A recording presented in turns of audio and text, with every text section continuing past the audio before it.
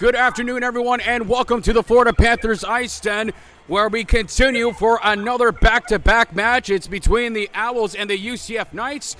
I'm your host, Nick Cruz. Joined alongside me, Ricardo Burgos. Ricardo, good to see you. How you doing tonight, buddy? I'm doing great. I'm ecstatic. The game from yesterday was spectacular. It was everything I wanted to see against these two guys. It was neck to neck up to a certain point, and then the Owls took it on. We will see that tonight. Perhaps, but let's talk about some of our key players for tonight. You know, one of the key things that we talked about last night was so important of how Rocco Bruno, we talked about consistency, how he was going to be a brick wall. He made probably what is the save of the year. When we spoke to him even before this match tonight, he even said, I didn't even remember what happened. That's when you know it's a good save, where you don't even remember it happening. So, you know, we see that. Falling back, and then he saved it. It was pure instincts right there. So those are the things we want to keep seeing from FAU. Again, UCF Knights are going to have to try to do a little bit better, tighten up on that power play, because special teams was not a factor until a little bit later into the game for the Owls, where they got their power play goal. So the Knights, they really want to capitalize all those power plays and the penalty kills as the players hit the ice. So, Ricardo, what we're going to do is we're going to step away for a quick moment as they get warmed up, and then we'll head back on for the live stream here in a moment. For those who are tuning in, don't forget you're watching us on Owl TV. Subscribe, like, follow us on our social media. Make sure you're following the FAU Hockey Club and everywhere else in between. And it doesn't matter if you're for a home team or an away team, everyone is welcome to our paradise. So make sure you comment during the stream, and we'll try to get to it. We're going to step away for a quick break, and when we do, we're going to talk about the big things coming for the next year.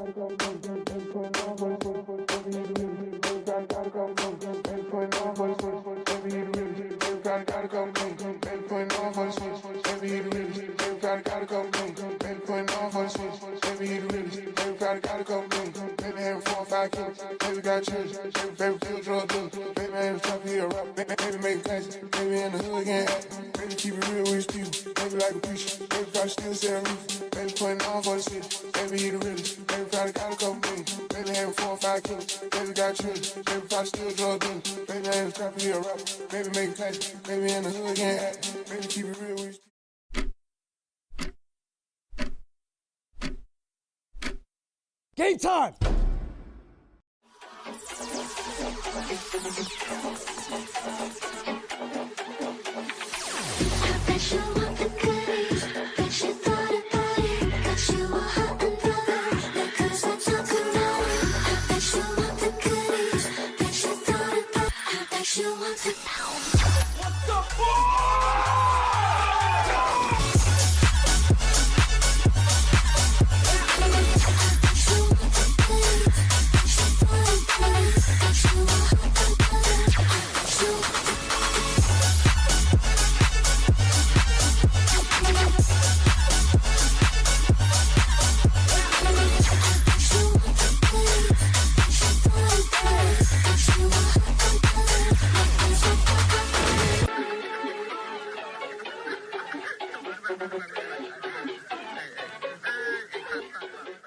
I'm Matthias Weir. You're watching Owls Hockey on Owl TV. And welcome back to the game as they're still warming up on the ice. It's the Knights that have hit the ice. The Owls have not hit the ice just yet, Ricardo. You know, we're kind of curious to see what the late delay is for the Owls to try to get themselves out here to get really themselves prepared for what could potentially be a triple sweep. Now, we've never seen this happen before. We talked about the importance of the Battle of the Beach, coming them here, trying to spoil the party. But in Paradise, it's always a party, and they couldn't do it. So, what do you want to see from the Knights? I want to see consistency. Like last game, it was all about the defense. It wasn't anything else. What we've seen from the Owls was pretty much dominance on the defense side. But we also have to talk about the power play. What happened there? They've usually been good during the power play. But lately, from last night, we haven't seen that at all. Pretty much the UCF had their number in that sense. However, you cannot deny, like, Bruno, he was popping off. He was really popping off. And I've been told that he's not going to play tonight, or? Well, yeah, we're still waiting to see what the final confirmation of the lineup for the Owls, but it looks like Gunner's going to get the hot spot here because, you know, we talked to Rocco earlier today, and I mean, anytime you see a player eating some chicken tendies, we know they're probably not going to play unless that's their pregame meal. If it is, my goodness, they probably got an iron stomach, Ricardo. Sure, in that case, like the tempo will be changing a little bit here from there. Remember, he had a phenomenal game yesterday.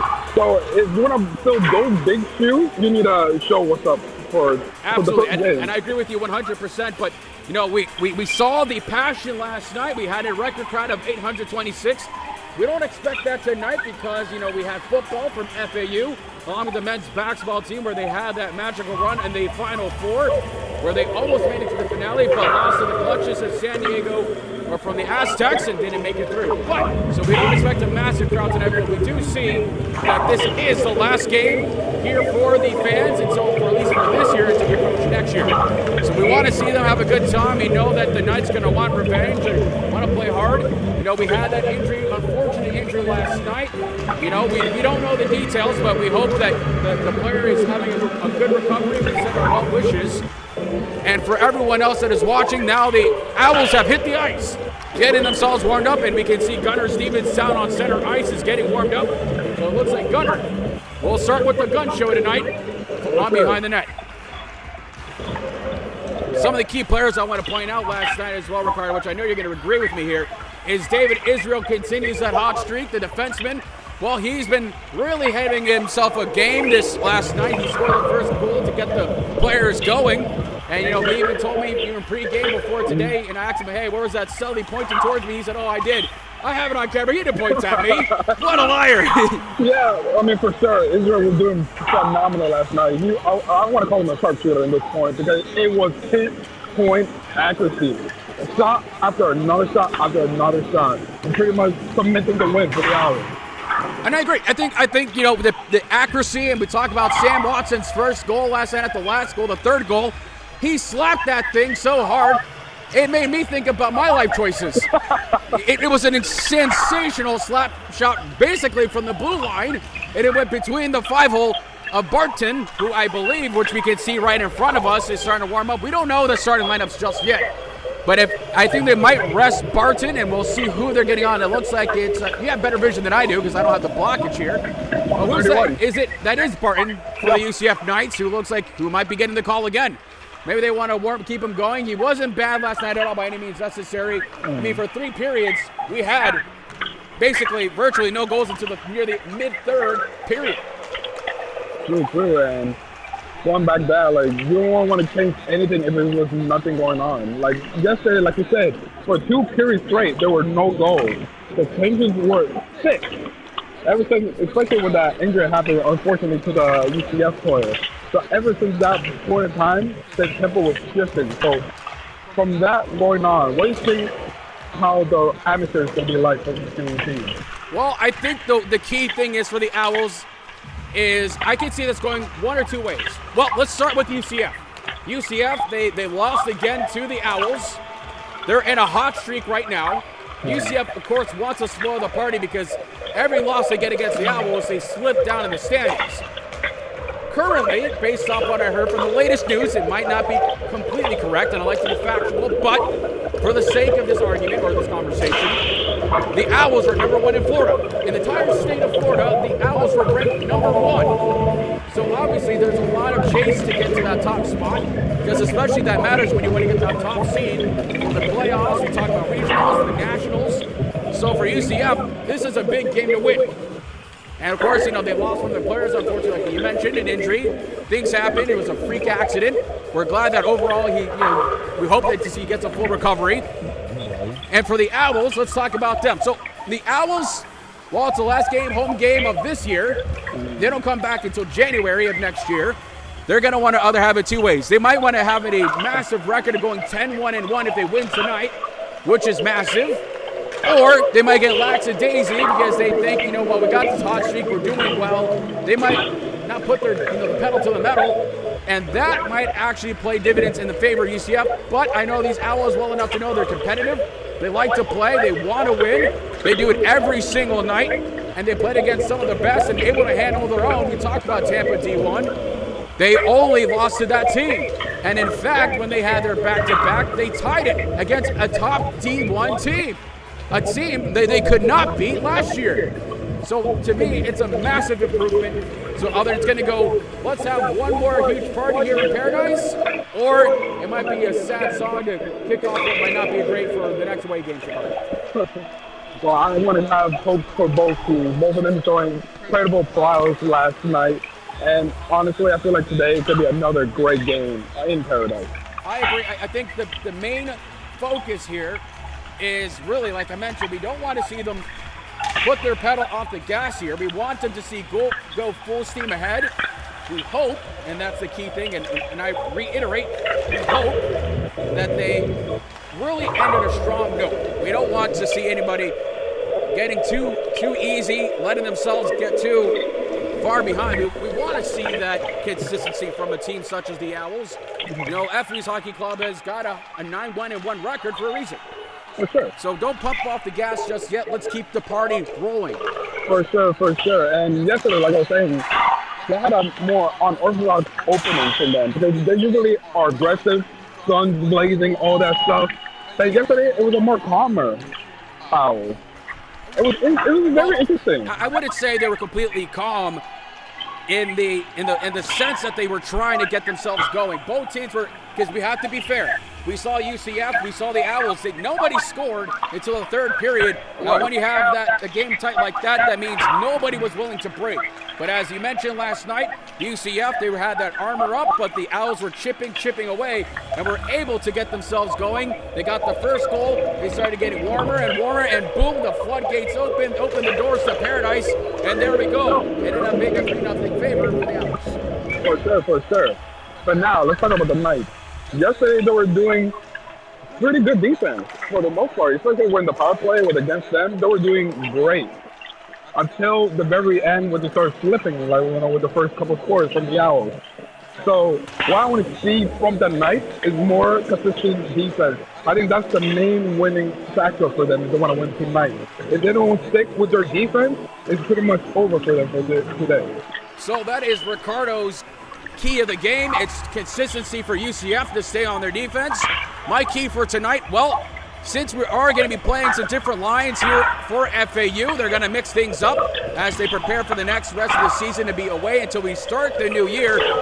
I think my main key is going to be special teams, and I'm going to agree with you, but the Owls have got to step it up. They've got to step on their power play. Really, the big thing that I noticed that they did not do, they kept going in the lower slot region where the goalkeeper from UCF, Will Barton, who's on the ice right now warming up, he was seeing everything, but he plays more of a hybrid style of goalkeeping, unlike Rocco Bruno, where he plays strictly the butterfly position, and beautifully, by the way. So what the UCF has got to realize is that they're going to have to switch things up on their power play. For the Owls to really get over, they need to go in high danger slots, go towards the blocker side of, if it's Barton again, go on their blocker side and screen him. They got to keep those legs moving. They've got to screen the goalkeeper, and high danger slots on the blocker side of Barton seems to be the kryptonite, even though we will say one of the first goals from David Israel, which I am correct, was high slot, but the third goal from Sam Watson was in the 5-hole. So he's got to keep those legs shut, and we'll see how things go. In the meantime, we're getting ready for the special intermission right here. We got the players warming up one last time, making sure they're all set to ready and roll. This is an important factor for both teams. You know, they want to make sure they're able to sustain and play in both roles, Ricardo. This is going to be another big test for the Knights, but most importantly, it's going to be a test to see how the Owls are able to keep it consistent and see if they can get another win tonight. I can say it better myself. And for those who are joining us on the live stream, you can always say hello. We're here from any time. You know, we're on a live stream on YouTube where you can watch us on Owl TV. You can also catch me here on Instagram if you want to say hello. I'll try to make sure I comment when I can in between, just for people who are aware that are watching on this specific live stream on Instagram. This is my personal Instagram, so I will be shutting off when the game starts and come back in between periods. But in the meantime, I'm joined here. I'm Nick Cruz along with Ricardo. Ricardo, where it's almost game time. We're excited. Any last thoughts before we take a quick break? Let's keep happiness in Paradise. Let's keep the fun going. Keeping the fun going, that's the key thing for tonight. We're going to make sure that these players are staying healthy. That was the key thing that General Manager Scott Grosky said from the Owls, keeping themselves healthy and also trying to make sure that they always find a way to continue their success. We're going to step away here for a moment for their intermission with your good friend, Suham, who's taking on the PA. Yes, sir.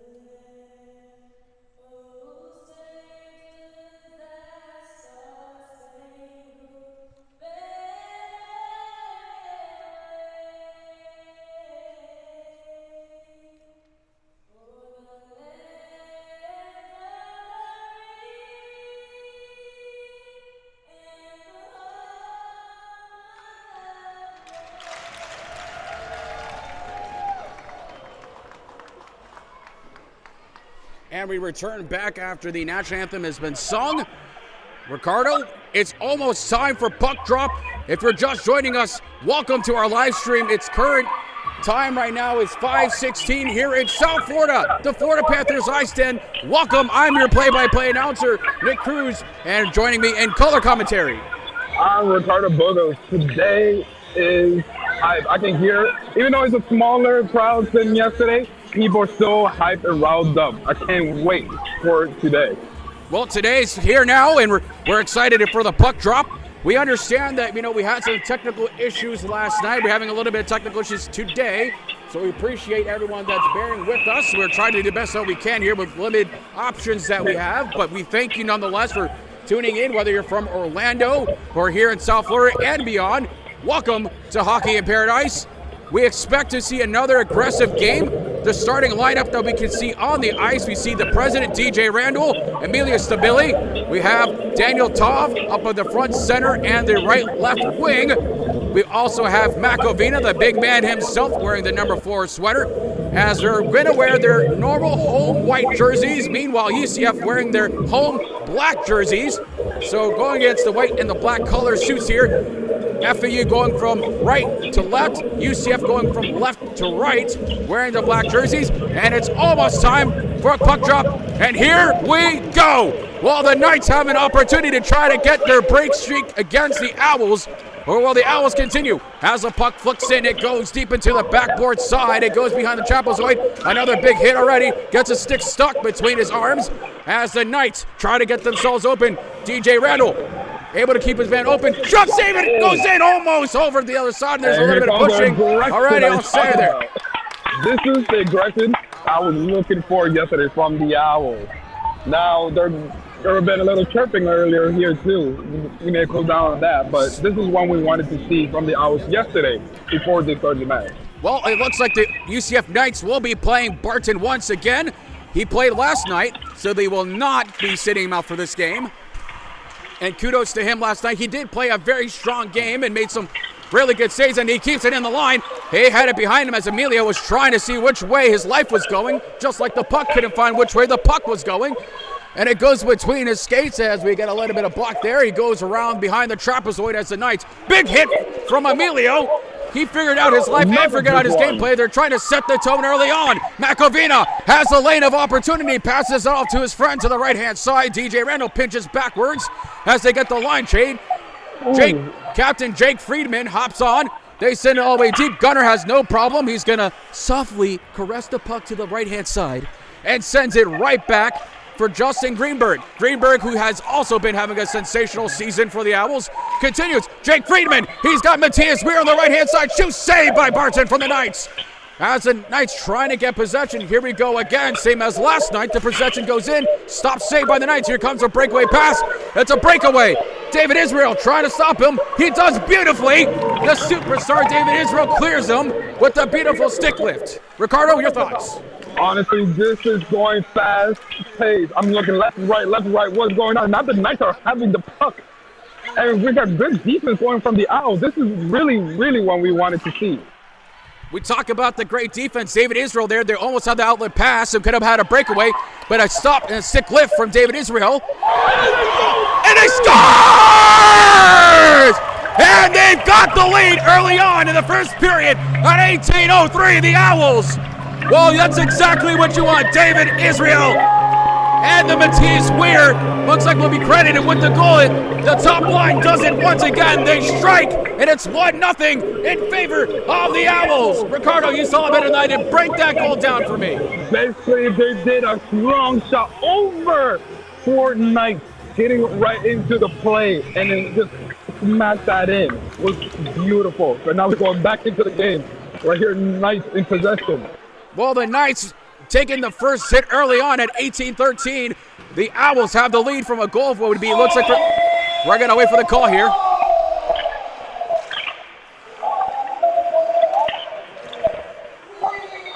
Matthias Weir credited for the goal. David Israel also continues his hot streak, and Weir takes a bump. He's going to give him a little bit of shove back, but the Weir show continues, and we're going to get an offsides here, and they're going to bring the puck back into the neutral zone. But Matthias Weir's just been having a sensational year. The senior that himself, he knows what's important for his team. He's always being clutch. He continues leading in overall points of FAU's entire club history. And as you can see, the Argentine is a superstar for a reason. Playing in that top line with David Israel gets the assist. it's just incredible what they were able to complete on that top line. For sure. And you want to be a great leader, you have to lead by example. And he's showing by that, by showing all those points, especially right now. What he's doing with his team is incredible. As the puck movement goes behind, they're now trying to get the offense continuing from the Owls. But the party is starting a little early here in Hockey in Paradise. As if you're just joining in, the Owls are leading at 16:50 with some change in the first period. As the Owls are getting themselves a lot more juice, and it looks like what I just mentioned, they set the tone early to get the first goal. Now Matthias Weir and David Israel, the two top players, along with Caleb Owens and Leon Biller, their line have been absolutely sensational this season. Flying to the stands. Flying to the stands, and someone almost got a souvenir. Oh, boy. Record to the face. They're fine, though. Unfortunately, that puck wasn't autographed, so we don't know who to yell at. Well, a free souvenir. Looks like everyone's okay in the stands. Boy, they didn't tell us to wear helmets today, but at least we know we're in for a good match here tonight. As the face-off dot, it was won by the Knights, but taken away from the Owls. As the Owls are trying to get themselves going once again. They had an early start, and they're looking sharp, and it clears the zone. Now the Knights. That's going to be number 27, Kevin Flanagan, who has the puck, sends it to his defense partner on his right-hand side. That went to number 23, Tristan Junga from the Knights, who are now trying to get themselves going. Justin Greenberg to McAvina, the two defensemen. McAvina gets a little bit of a bump, but that's okay. He's a big man. Has an opportunity. It's stopped by Barton. And we're going to get ourselves a reset on the play. Yeah, right now it looks like the Knights are kind of scrambling right now from the beginning. They had a strong showing right at the beginning, going slide, but now it's just looking like a little bit of desperation from the Knights. The Owls are doing great, though. But like I said earlier, the puck went flying, so I think they're a little trigger happy right now. Well, I think the key thing here as they won the face-off is the Knights were, well, I think what it is the initial shock. I didn't think they expected that snipe to go in, but it did. But here comes the Knights. Yep, and once again, the defense has been tight for the Owls. Almost it could have been a big body check, but it wasn't. As Daniel Todd finds his man. Goes off to the right-hand side. DJ Randall off the top, but doesn't get very far in the outside part he wanted. Justin Greenberg who loses it. McAvina, a breakaway for the Knights. He's got one man on his left-hand side. Tried it, and he misses it. It does not go. Tape to tape. And back again. Daniel Todd finds his man, connects it through. An opportunity to shoot. Shoots. He almost had it. It was an open net, but couldn't finish it. Back to Declan to Catone. Now they get the line change. It's going to be Miles Davison and Weir, but they call this one offsides. What a showing. It was so unfortunate. I saw the play going in for the Knights, and then it's hard to see, but once again, we have to talk about their defense. Their defense was effective over there. If he didn't show them in time, he could have got another score for the Owls right there. So the defense are doing pretty good, but we need to talk about their offense. What they need to change right now to get their momentum together. Well, I think one of the key things, and it was icing, not offsides. It was a little hard to tell since they were in the entry zone. But to answer your question, well, we saw it already. I think if they can get those outlet passes proper and more crisp. It was the breakout passes. I mentioned it last night. You know, when they had those breakout passes, they were able to try to get their goalkeeper of the Owls, which would in this instance, Gunnar Stevens, to get that kind of that 2-1, 2-0 breakaway, and they almost had it here for the Knights. As they win the face-off dot, and it is a penalty on number 41 from the Owls. It's a power play for the Knights. We must have missed that just barely. And so Daniel Todd is in the box.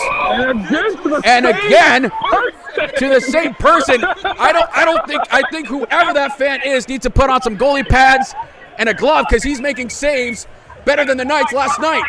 For real, and she also said she knows the player. So I think it's a little bit intentional. Just to decide. Maybe a little intentional. Here's a game day puck, not one for one for your brother, one for your sister. All right. My goodness, get that fan a glove. He's making saves.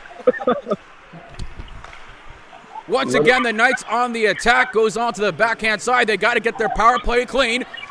As they pinch in, they play it on the board side. It looks like they got, just like I mentioned, they got Gunnar Stevens screened. So that's one's number from number 8 of UCF, Brendan Rosenfield, who's screening him. He got a shot, but Gunnar's big legs blocked the shot. And here comes again from the Knights now, adding some time in the zone from against the Owls. Here was an opportunity, stopped away. Gunner makes the save and flicks it over to the right-hand side and clears the zone for a much-needed line change for the Owls. For sure. That was risky right there. The power play from the Knights are doing pretty well right now, but they need to get the tempo going right now. They still got 1 minute left in their power play, and this is their stoppage right here. If they cannot stop the momentum that the Owls have right now, they probably might lose this game. The puck almost went out of zone, and it stopped away. And I think that one right there is Jake Cuba. Yep, that's our good friend Jake Cuba. If you saw him in our promo video with the cowboy hat, you know, he's a fun guy to be around. I love his personality. Great guy. As the Knights are in the entry zone, they have an opportunity lane, and we got a stoppage here. And it looks like the net was dislodged, so they got to stop it and give them a chance here. So they're going to have the face-off dot inside the Owl zone with 26 seconds remaining on the power play for the Knights. In 26 seconds, lots to go through there. So hopefully we can see something huge from the Knights here if they actually want to keep their momentum going. Because right now, the Owls are taking the lead. And now the Knights are getting into the play right now. 20 seconds left for the power play. Saved by Gunnar Stevens. He just had a lane of opportunity right when we were discussing. Remember, I said it, they were screening Gunnar, and Gunnar just managed to fight it off. But the Knights, with only 5 seconds remaining on their power play, they really have got to get themselves more organized in the shots, and it kills the power play as he comes out Danitov. Oh, and he almost lost his lunch and his bucket as he's going to have to rush onto the side here. But here comes the Owls, countering back on the side after killing the power play. Got some energy. Here's a chance of opportunity cleared away from the Knights. It goes back to Caleb Owens, the sensational rookie. He's been playing well as Campagna also hops on the ice. Beautiful, almost stopped away, but Makovina, it looks like he's tapped it in, and it's not going to be icing. Yes, it is. Icing on the Owls. A moment of opportunity missed from the Knights right here. There were so many, I mean, you can't lie, those shots are pretty amazing. There was pretty much almost perfect shots, perfect opportunities, but they couldn't go through with it. Right now, we just need to see what both sides need to do right now. The Owls are doing great, but they need to keep their head leveled. I can see them getting more angry, more frustrated, and more shoving going on. If they keep doing that, they might give up another point to the Owls, to the Knights, that is. Well, all said is love and war, as they say in some sayings. Now the Owls have got to get this line out, and they do. They have the icing. They can't make a change with this icing as we see Campagna come off the ice. And now hopping on is Justin Greenberg. So they're playing line to line. And I've got a little bit of visual blockage on my end here. But the Knights do regain possession. Back to Leon Biller, who's also having his rookie year as a sensational player. Back to Makovina, who's been playing with the Owls for a little while now. They understand the importance of that veteran presence, and he's a big guy. Let's see if he's going to go for a little bit of a check there, but doesn't. Tries to clear the line, but the Knights, one too many plays here as the Owls are starting to scramble and get a little bit disorganized, and they got to clear the line, and they don't. But Caleb Owens does get puck possession. He's going to backtrack it. Well done for his team to kind of figure things out, and they do. Whoa, a couple of people up there. Now it's a high stick, but they're not going to call that one. It was unintentional. Oh. As the Knights, they're getting themselves open. A big hit. Once again, the Knights were trying to break through, but they can't seem to pierce the defense of the Owls. Leon Biller tried to go for a fancy deke, but is stopped away from the Knights. The Knights now, Hopkins, who I believe that is on the backhand side, sends it across the boards. As the line change happens for the Owls, Captain Jake Friedman hops on. Saved by Barton. Another save with the Knights. The Knights have always been doing good with their defense. Earlier, they were doing okay decently, but now we need to find what the Owls need to do next. Right now, the Owls are keeping the tempo, but now we see them to be more careless with their actions. Granted, the Knights are being a little scramblers, trying to see what they should do, but now here we got the Owls in the play. As the Knights are trying to get this game going, like you mentioned, and here comes an outlet breakaway, an opportunity for the Knights. Number 2 stop, scores! And the Knights tie it up. Robert Vigals right that breakaway pass, and it's 1-1 at 11:02, and now it's all tied game. Just as I mentioned, Ricardo, that breakaway outlet pass, and it bites them right in the butt on the Owls, and they get the tying goal. Now they're in the lead. They have a point on the board. This is a huge difference from what we saw yesterday. Now, we need to see if they can keep that consistency going. Right now, like I said yesterday, UCF had their number. They're giving them a run for their money. And now today they're showing why they're there. You're absolutely right. It's the consistency, and I hate to be the curse of the commentator, but just as I mentioned, maybe they were listening to our broadcast. It was the outlet pass breakaway, and they were able to score. Now the Owls are going to feel a little bit more pressure as we have a tie game at 1-1 at 10:40 and some change. Oh, and Captain Jake Friedman slips like he was a young boy, a young lass, a young reindeer on ice cubes and slips. But he's okay. He gets up, no problem. And here we go. The Knights again try to get an outlet pass, and they find it. But it's stopped away from the captain, but it doesn't clear for the Owls. Now the Owls are starting to feel a little pressure from the Knights, as it looks like the Knights are gaining a little bit more confidence in the Owl zone, but it is now stopped away and hits the neutral zone. Goes back into the Owls territory, but stays back in behind the neutral zone of the Knights. The Knights now going in forward. They hit the blue line, sends it forward. It's saved by Gunnar Stevens. Well, Gunnar's going to have to come up a little bit bigger. I know he's big enough as it is. He's a tall dude. But now it's time to get a little bit more clutch. He's got to play it tighter. I know when it comes to 1-on-0, there's not much you can do.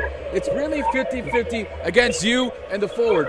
But I think right now, Gunnar, for the rest of this first period, he's got to keep it clean moving forward.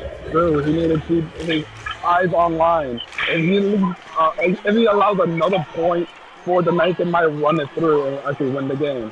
But now, here it comes, the Owls going in, try to get the momentum going again. Try to slip it in, he couldn't. Almost had that lane of opportunity. And for those who are joining us, we see your comments. Thank you for commenting. Don't forget, you can always talk with us. It doesn't matter where you're from or which team you support. Everyone is welcome here in Paradise. As Gunnar Stevens sends the puck to his left-hand side to get the game moving forward. Oh, a bad slip away in the defense. The Knights stuck by Gunnar Stevens and sends it above him. And that was another close call on the Owls. True. You know, UCF actually showed their A game today. Especially yesterday, they weren't showing that much. They were doing great, but not compared to what they're showing tonight. They come hungry. They want this win. They want to show that we are here for a battle. This is not an easy trip to Paradise. Nope. No one said getting to Paradise was easy. More importantly, trying to own Paradise is easy. But right now it's a tie game. For this still can go either way. We got plenty of hockey left as they continue to now get some pressure on the Owl zone. And it seems like right now it's all Knights as Gunnar Stevens makes another catching save there on his backhand, right hand of his arm. And if you notice, he was once again a little bit cheeky on his position. He's got to be careful with that. True.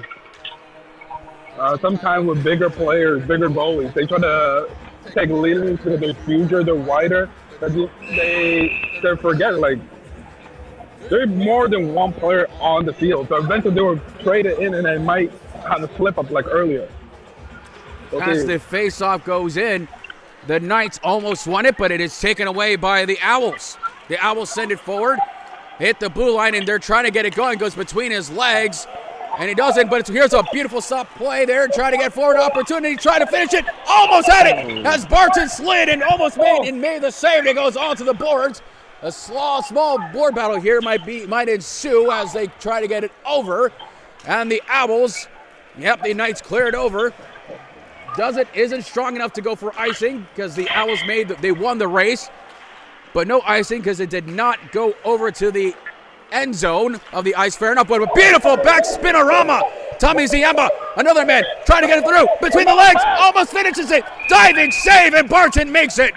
And the Knights just barely got away with a massive opportunity for the Owls. Yeah, that was close. That was really close. It was by a hair, didn't go in. This is going to be a fun one right here. Now we see the Owls going in. They're known to be better against UCF right here for the play right here. But we'll see what's going on right here at this point in time. Waiting for the face-off here between the Owls and the Knights. Inside the Knights zone with 8:16 on the clock. Current score 1-1, and the Owls win it. Owls send it over, deflected, what's it, scores! And the Owls have taken the lead on a 1-2 tap-away rebound, and Leon Biller, he does it again. The freshman says a fresh take, a fresh shot, and now it's 2-1 in favor of the Owls. The first place, take it all. This is great. Like I said, they do great during face-offs, but they didn't need to keep those. They didn't keep the momentum going. They didn't keep that tempo. What happens right now, they always get a lead, and then they start scrambling, and they get more aggressive, and then they get cocky. We don't want to see that. We have to see them in level I. We get it. You're competitive, but we have competitive and a sense of communication with your own players. Well, one of the things that really messed up on the Knights' end was number 7, Max Weinstock, when he was in the faceoff dot. He got distracted at the last second. If you replay it back, if you see the faceoff, I don't know what happened. It looked like he got distracted by someone or something because he put his head up as the Owls won that faceoff dot. He got the easy shot in, the rebound, and finishes it for Leon, the professional. He gets it in done nicely. The freshman making it seem easy once again. Sure, but going back with the distractions, you cannot be distracted when you're in the middle of the game. You're playing hockey, for crying out loud. And there's Leon Biller once again with a beautiful pass to Caleb Owens. The Owens line almost found his man there, but didn't capitalize. Oh, and a beautiful body check. He's going to see his doctor to make sure everything's okay. As they go all the way down, is it icing? They wave off, no icing. Oh, and he gets a little bit top of a hit there. Now the Knights are going to try to get it, but they don't. It's going to Leon Biller. He's being hit in the absolute, hits the blue line. One-time shot goes above. It didn't have much accuracy. Caleb Owens fakes a slap shot. It goes behind with a beautiful back pass to the Owls. Trying to find their man, but they got a little too cheeky. And here comes an outlet breakaway that I mentioned before that's been absolutely hurting the Owls and stopped away. It was getting a line change at the wrong moment, and we're going to get a call here for offsides.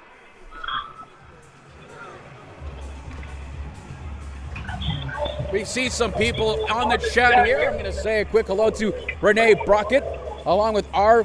Binowski, number 14, and iMotors. We all see you in the chat. Thank you for commenting. We always appreciate you. We hope you're enjoying the game. No matter what team you're on, everyone is welcome to Paradise on Owl TV. For sure.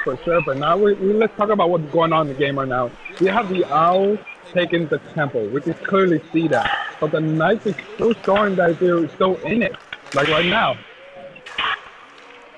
Still safe. Absolutely. I think the Owls are going to want to try to continue that consistency as they do. Miles Davison, he's got the best flow in the league. He tries to get his man, goes around, and tries to go for a back pass, and it does, and we're going to get a call here. It looks like the net was dislodged once again. Mm-hmm. A lot of net action we have tonight. Yeah, the net's being dislodged. Got pucks flying into the fans. Maybe it's an omen for something. I don't know just yet, but I guess I'll find out after the game. We'll see what it is. Hopefully one of them doesn't hit us. Oh, don't say that. I don't have my catcher glove with me. I know you love baseball. I know you don't have your glove with you either to try to make a save. A game day puck is good, not when it's hitting you in the face. For sure. I got rough hands. I don't think you can take it. As Matthias Weir, the Weir Show from Argentina, still having an incredible season as he continues and is committed to really see this team go all the way. Oh, that barely sneaked past Gunner. He would have had a little bit on it, but didn't get all of it as Miles Davison tries to clear the lane. He does, and a big hit from Miles Davison. And it looks like the Owls players finding a chance. What a save by Gunner Stevens! He had the pad out, his body out. He looked like a Ninja Turtle on its first day, just jumping forward. It's a leapfrog, frogger, you name it. He hopped on it and made the save. Now the Owls really need to clear the zone, and they do. And in fact, it's a 2v1 Jake Friedman. He's got his man on the left-hand side. Beautiful pass to try to finish it. He does. Scores!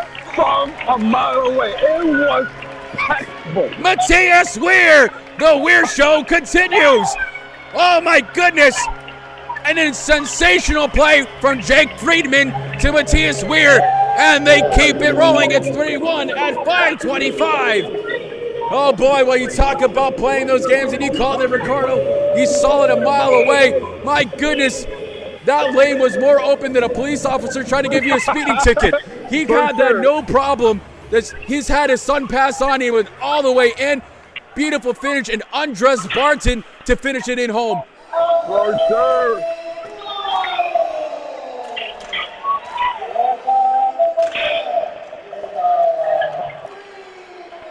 So the goal actually was credited to Jake Friedman and assisted by Matthias Weir. For clarification, it was a little hard to see because we do have some fans, no problem for them to kind of hot the area there.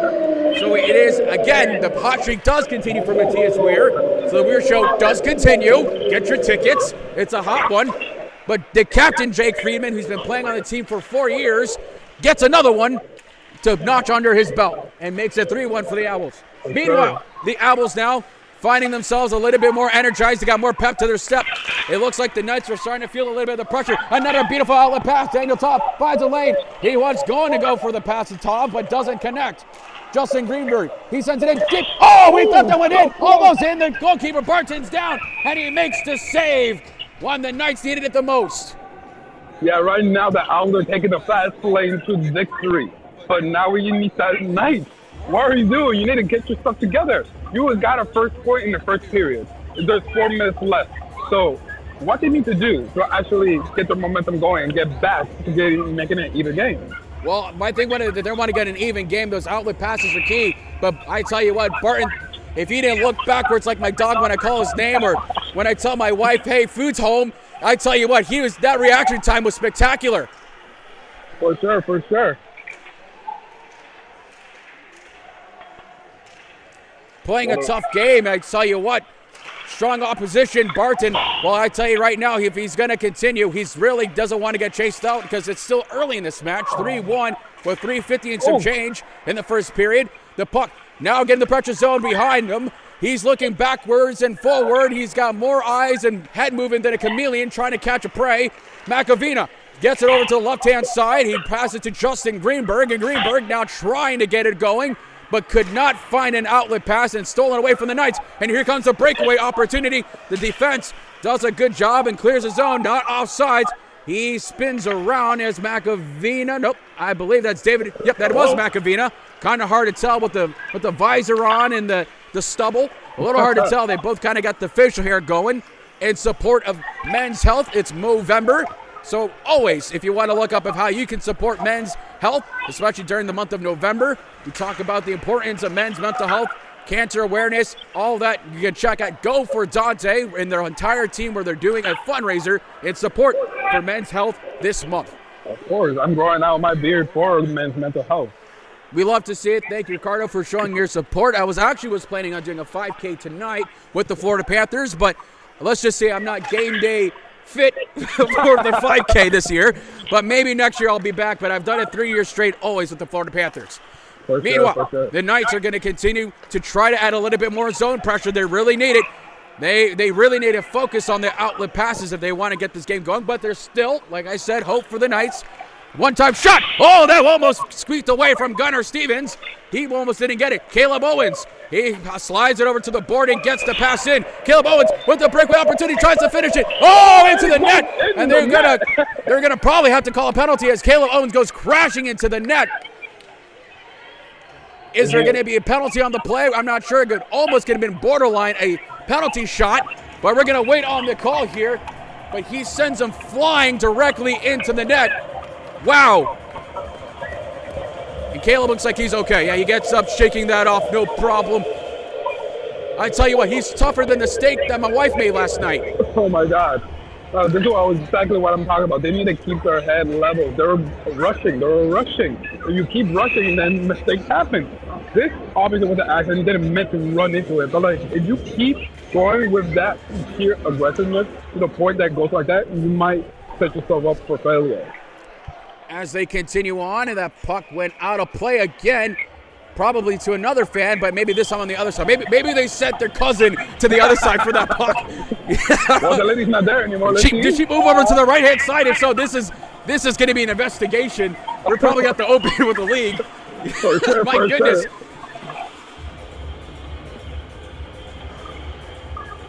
As we look at the lineup right now, it seems like David is, and there is going to be a penalty against the Knights. We're going to go on the power play for the Owls. Number 27, Kevin Flanagan for the Knights is going into the box. A 2-minute minor, and that looks like it's going to be for tripping. So now a power play opportunity for the Owls to extend their lead and try to get their power play moving forward. For sure. And now, for the last 2 minutes of the first period, they have a disadvantage. This is looking grim for the Knights. As they have some discussion behind the play, they're trying to figure out who they want to send in for the face-off dot, because they know that the Owls score here, this game is going to be long gone before we even hit second period with only 2:06 remaining. And that also means that for 6 seconds, the Knights will be full strength again, but only 6 seconds remaining on the first period, and you're already down by 2. This face-off is going to be crucial, and they win it, just like I said they would. They know how important it is. Oh my goodness, Matthias Weir did some weird, I don't know what kind of move it was, but he keeps it, the puck in the zone. One-time slap shot, didn't get very far on the wrist shot. Oh, that was not a good outlet pass at all from the Owls. And they're trying to go for a shorty as the Knights are going to add some pressure. That's number 19 from the Knights, Matthew Scribender, if I pronounce your name properly. If I did not, I apologize. Matthias Weir, the top line of the power play unit is on. They're trying to get one more goal before the end of this period. Whoa, body check. Not sure who was that on, but it was on. To number 11. 19 and to the 11, as that is Connor. He's trying to find it. He does. It goes back to the right-hand side. They got the captain, Jake Friedman. He's got 1 goal tonight. Will he be able to add another with about a minute and some change remaining in the first period? He gets over to David Friedman. Connor almost tipped it over, but was stopped off by Barton and deflected on the right-hand side as they ensue in the board battle. They clear it over. Tight battle, trying to keep possession. They add more pressure in the zone. Matthias Weir asking for the puck, but he loses it. Not Weir himself, but keeps it in. Well done by David Israel. Using his body, Captain Jake Freeman continues to have pressure, able to get the outlet pass to him. Matthias Weir, what's it? Scores! To Jake Friedman. Oh, Captain, my Captain. And it's 4-1. It's second of the Knights. And this looks like this might be a long game for the Knights. It's 4-1, and not even the goal horn sounded.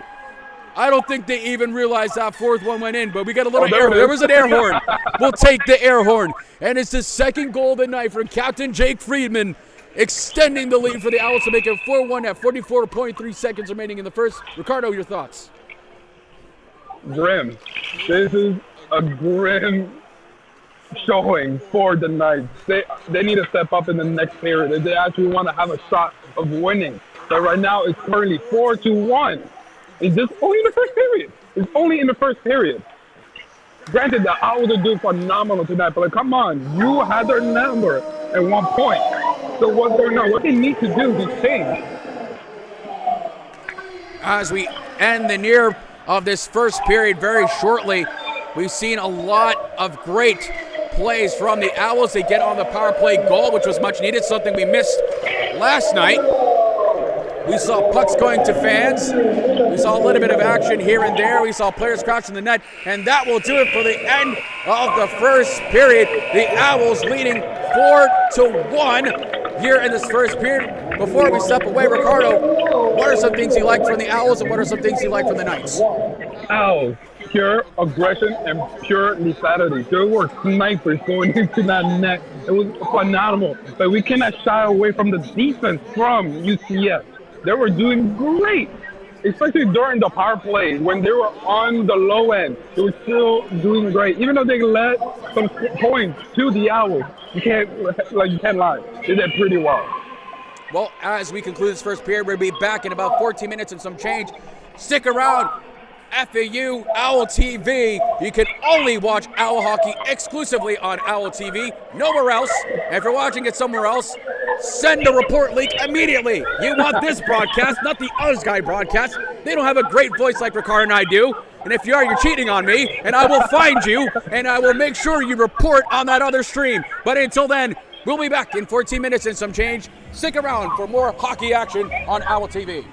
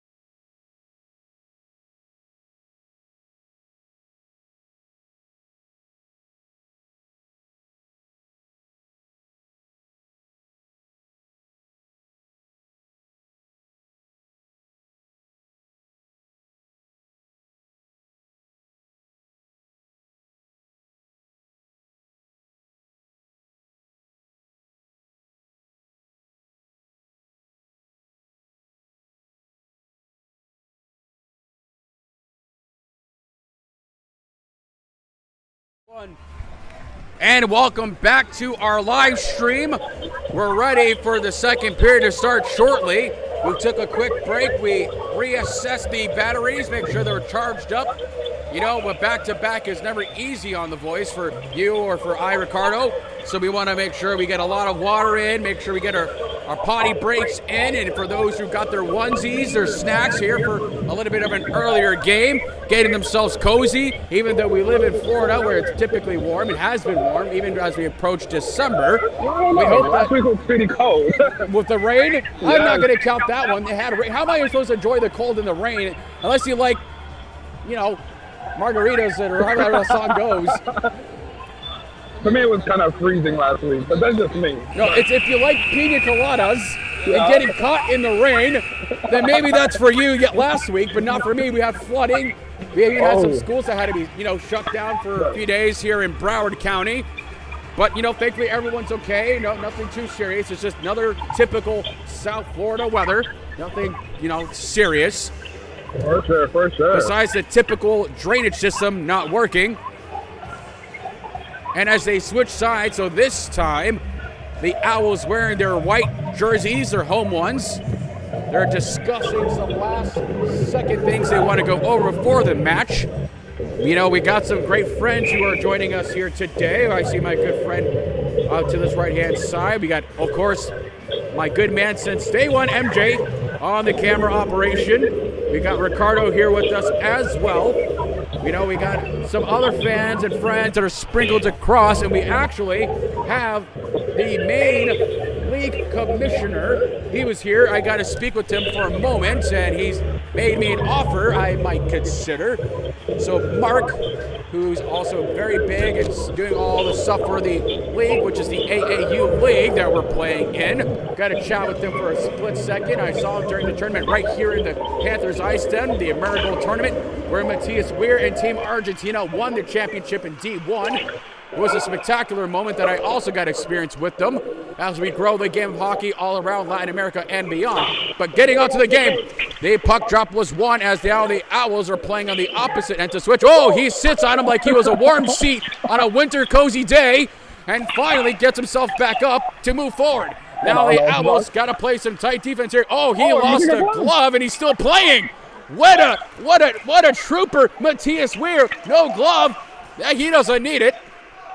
Look at that. He's still going with no glove on.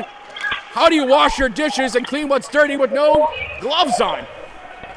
I don't know, man. I don't know. But right now we're seeing a pretty crappy game going on from both sides. Earlier I saw them giving a little pep talk to each other from the Knights side. They try to get themselves pumped for this period. It just looks so weird with him only wearing one glove.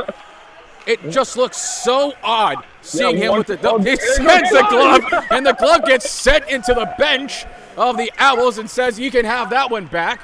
Meanwhile, the Owls continue to face a little bit of zone pressure, but they're going to ice this one all the way back, and the Knights are going to have the puck into the Owl zone. So now just to reiterate for those who are just joining us, the score right now is 4-1 at 18:44 in the second period. The Owls leading.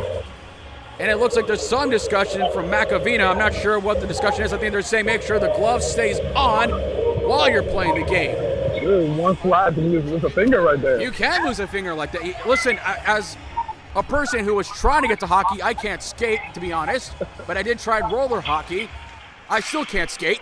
But I am familiar with some of the equipment and just the importance of safety of having those gloves and just having better stick handling, better grip, so to speak, when you're playing. And you know what? That's when you know you have a cheat code, when he has one glove and still able to perform. From the Weir Show, Matthias always doing a very good job. For sure, for sure. Now we see Jody Owens who says, let's go Owls. We can agree more as the puck just barely got out of the zone from the Owls. And if they would have touched it from the Knights, it would have been offsides. As they go down the lane, it's David Israel trying to pinch it forward. Sends it, saved by Barton, who has been playing a great game last night, but tonight he seems to not have as much of a luck going into this game, as he's already led 4 in the first period. But that was a good save to at least give some energy to the defense. As the Knights, they have the puck that goes behind him. He spins around as the Owls are now pinching in with one man. they're not really sending all their guys forward, so it looks like they might be conserving a little bit of energy. If you notice, the Owls are not really going strong into the puck this particular period, so perhaps they want to save some of that stamina for the third, at least from what we're seeing so far, as the Owls get the puck above, and now it's regained possession from the Knights. Knights did just tip it in as they want the line change. They had a couple of guys in there for quite a while. For sure, for sure. Now, I think we're seeing a more conservative Owls. They're trying to run the time. Oh, Daniel Tom, he hit the wall like Spider-Man was trying to learn his powers from the first movie. And dropped it as well. Oh, he's going super right here. He's really hitting the wall. And David Israel emerges with the puck, sends it, saved by Barton, and he's just going to gobble it up like the turkey for Thanksgiving coming up. Yeah, number 3 from the Owls. Showing true aggression right now. Emilio. He threw that body more times than during a game of paintball when it's one versus the whole team. For sure. It's like, fighting with your brothers, slamming. I know you're an esports guy. It's like playing Counter-Strike when you're trying to hide behind the bench there and you just get hit, bombarded from the sides. For sure. And Sam Watson, who sent that one didn't go too far on the right-hand side. It sends the puck behind the boards, and they get one guy on that back end, Sam Watson. We talked to him last night, and I met his parents because he had his first goal last night, who sniped it from the blue line against the Knights. Whoa, what a big hit from the Owls. And he's seeing stars, and Tommy Ziemba. I heard the thump from here. We saw the thump, but I saw the initial reaction from Tommy Ziemba. I hope he's okay, because I saw his head go up a little bit too strong. It looked like he had a little bit of whiplash, bumps his man, and he's adding a little bit of aggression. But the Knights, they break through. They have possession in the Owl zone. They send the puck behind and goes behind the trapezoid of the Owls. It doesn't stay for too long as the Owls gain possession. Goes back to Bono, Griffin Bono. He slips and he gets his man on the right-hand side, tried to pass it, but there was no one there. All the Knights were blocking that entry lane. It goes beyond the other side of the trapezoid, and behind as Macavina, the big man himself. Oh, he gets tripped up a little bit. No call. His stick gets stuck between them. Sends it. Whoa, and Barton almost let that one in. It could have been dangerous for the Knights, and they don't want to let this slip any further than it already has. In the second period, a breakaway opportunity for the Knights, trying to get stopped, and Miles Davison cleans it up. In the third game, set up. He salts that play from a big opportunity. Jake Freeman tried to go for the spinorama pass, but does not connect with that one either. There's something wrong with number 8. And I can't see what's going on here as I'm blocked at the moment, but it looks like we might have an injury from number 8. I believe that is the UCF Knights. Yeah. If it was, it would be number 8, Brendan Rosenfeld, who seems to be shaken up a little bit. Looks like he got up earlier. He looks like he got up no problem. Maybe got a little bit winded from the hit, but thankfully he's okay. We definitely do not want to see any more injuries moving forward for either team. For sure. Like we said, at the end of the day, this is supposed to be a friendly game of hockey. I know there's some. I don't know about friendly, but I know what you mean. Relatively. I know what you mean, but I don't think there's anything friendly between these two guys. At least if this was Georgia, definitely not a friendly game. But we have a 3-on-1 opportunity. He sends it forward. Barton barely made the save, cleared away from the Knights, who now regain possession. They hit out the board pass, and he does. Now the Knights with another hit on the right-hand side as the Knights were trying to pinch in a little bit stronger. They do. They emerge with possession. Beautiful between the legs pass from Miles Davison. He gets his man, but stopped away from number 7 from the Knights, Max Weinstock, who broken up the play. And as the Knights now shrieking down, it's one on the opportunity, but stopped away from the Owls on the right-hand side with 14:30 and some change. Here in the second, beautiful body check with a little bit of stick action from Jake Friedman, as now they're going to backtrack a little bit. The Knights are trying to, that was not a good pass and an opportunity for the Knights. He sends it, blocker save by Gunnar Stevens. He really found it. Oh, that went behind the skates, and now the Knights have a shot. Saved by Gunnar Stevens. What a save by Gunnar. That was a close call right there. That was a really close call. I don't know what was happening there. I don't know who he was passing to. but that could have been tragic. That could have been an opportunity for the Owls to have now had to come back from a goal in the second period starting off, but thankfully, the gun show, Gunnar Stevens, was all over it. Very true.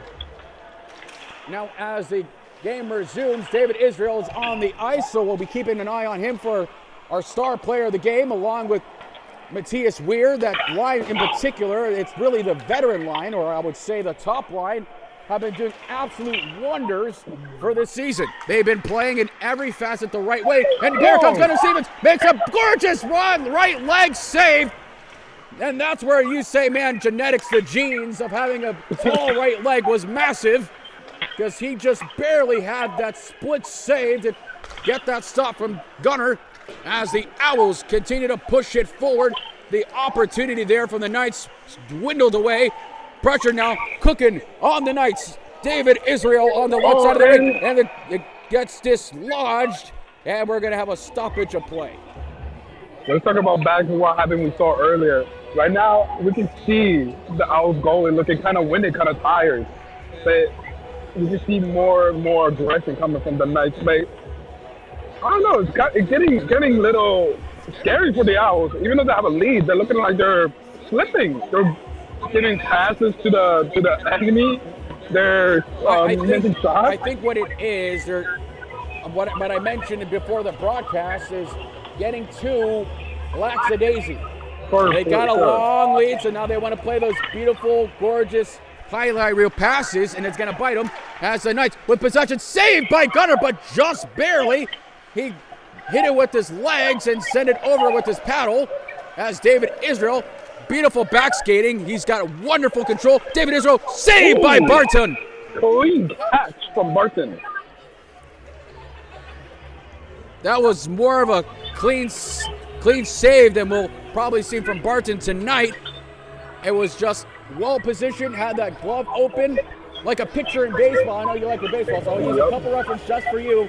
Only for tonight. Moving forward, it's all on you. But he had that open glove side, that he had that opportunity to just really get the offense to fake it, so to speak, and it went right into the glove of Barton's nut side from the Knights. For sure. And Sam Watson was trying to repeat what he did last night and go for a slap shot, but doesn't get very far, but it did have some oomph to it.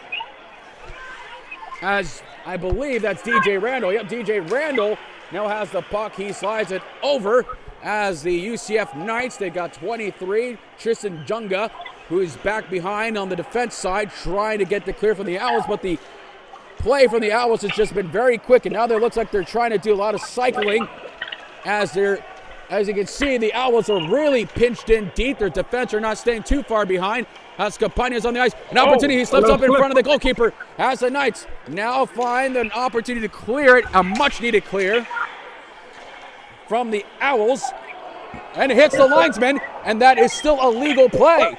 And for those who don't know this, if a goal is scored from off a linesman's skate, it still counts. Another and a save by Gunnar Stevens. Oh, a little bit of pushing. They don't like that one. And it looks like Tommy Ziemba wanted to ask him what his Thanksgiving plans were in Orlando.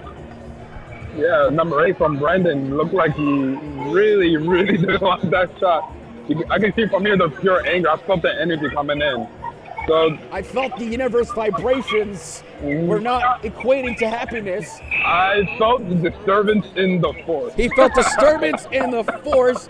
That did not spark joy. So we'll have the face-off on the Owl zone, and it's won by the Knights as they continue to play forward. It goes in the backside shot, saved by Gunnar Stevens. Another save, and he makes it 1, 2, 3, 4 save.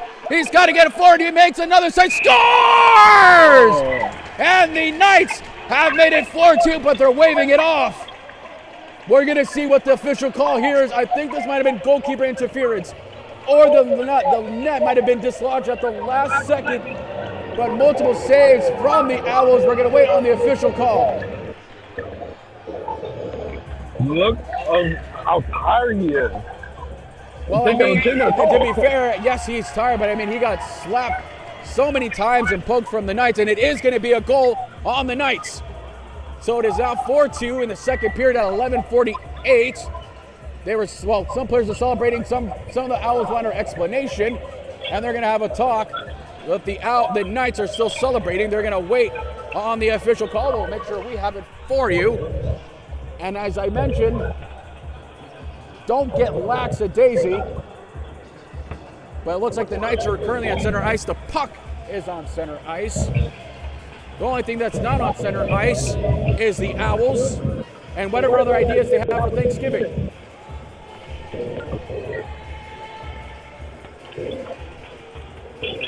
So we're going to wait. They're going to the scores table, and they're going to give it to the Knights. It's going to be a goal for the UCF Knights, and we'll give you the official goal call and the name here in a moment once we have it. But it's now 4-2 at 11:48 in the second period for the Knights. Owls still leading. The same fan almost got hit with 2 pucks, ran a little step down. Still showing energy. They stepped down, absolutely. And we will have the goal name for you as soon as we get it. I know there was some talks and some discussions.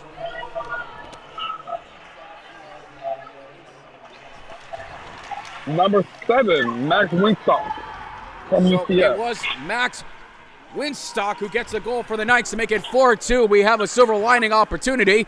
Now the Knights get a little bit of extra juice here, and it's a much needed one if they want to come back and try to spoil the party. But like I mentioned, this is not the time for the Owls to get lackadaisy. There's still plenty of hockey remaining. As they pinch into the board battle ensues. It was stuck there for a moment, but it's cleared away as the Knights reemerge and try to be broken up, but isn't. And they're going to just send it. It was a good clean to get a line change as 23, Tristan Junga, along with Robert Vigals, hop onto the ice for the Knights. Barton, who sends the puck to his right-hand side and continues to try to move that puck forward, and they do, as Robert Vigals, who had the goal for the Knights earlier, sends it. Gunner, stop, save, no problem. Beautiful catch. I'm bringing baseball into this again. You know, he's like a catcher from a regular field. Described it perfectly. But now let's talk about the energy, the tempo is currently going on. Now it looks like UCF is taking the rhythm, taking the lead in this game. Even though they're low on score by 2, it still looks like they're taking a high standing right now. And it's icing, and that one's going to go on the Owls. Well, we want to really try to put emphasis on tempo setting, as you mentioned, but both teams right now, I feel that goal, even though it was kind of awkward, might give a little bit of energy for the Knights to try to get their tempo going, like you're saying. And here's an opportunity as the Owls have iced it. Face-off done, and it's emerged victorious for the Owls. David Israel tried to get between his legs, Miles Davison, who tried to get between his legs, and it doesn't. As it now the puck goes behind over to the other side, and it's stolen away from the Owls. They're going to let this one ice. Nope, no icing. They waved it off a little bit late there. Oh, Miles Davison tripped on himself. Careful there, lad. It's not what you want to do in this game. 10 minutes remaining in the second period. 4-2 in favor of the Owls. What a save by Gunnar Stevens. He made the split save. He looked like Laffy Taffy when it's being freshly made. My goodness. He says nay to the Knights. Oh, body check on Weir. He gets a little bit of chip and slaps on the side. Save by Gunnar. Weir, body check, try to go for another one. The Knights with the slide pass. Save by Gunnar.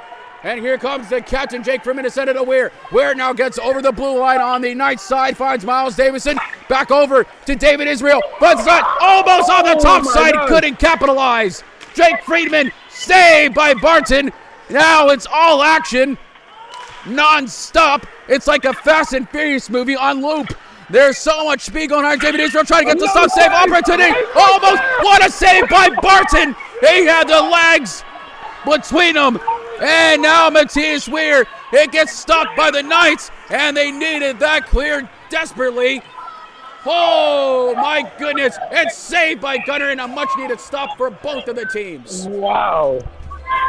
What a scramble we saw right there from the Owls. What was going on? Well, we saw that Laffy Taffy split save from Gunner.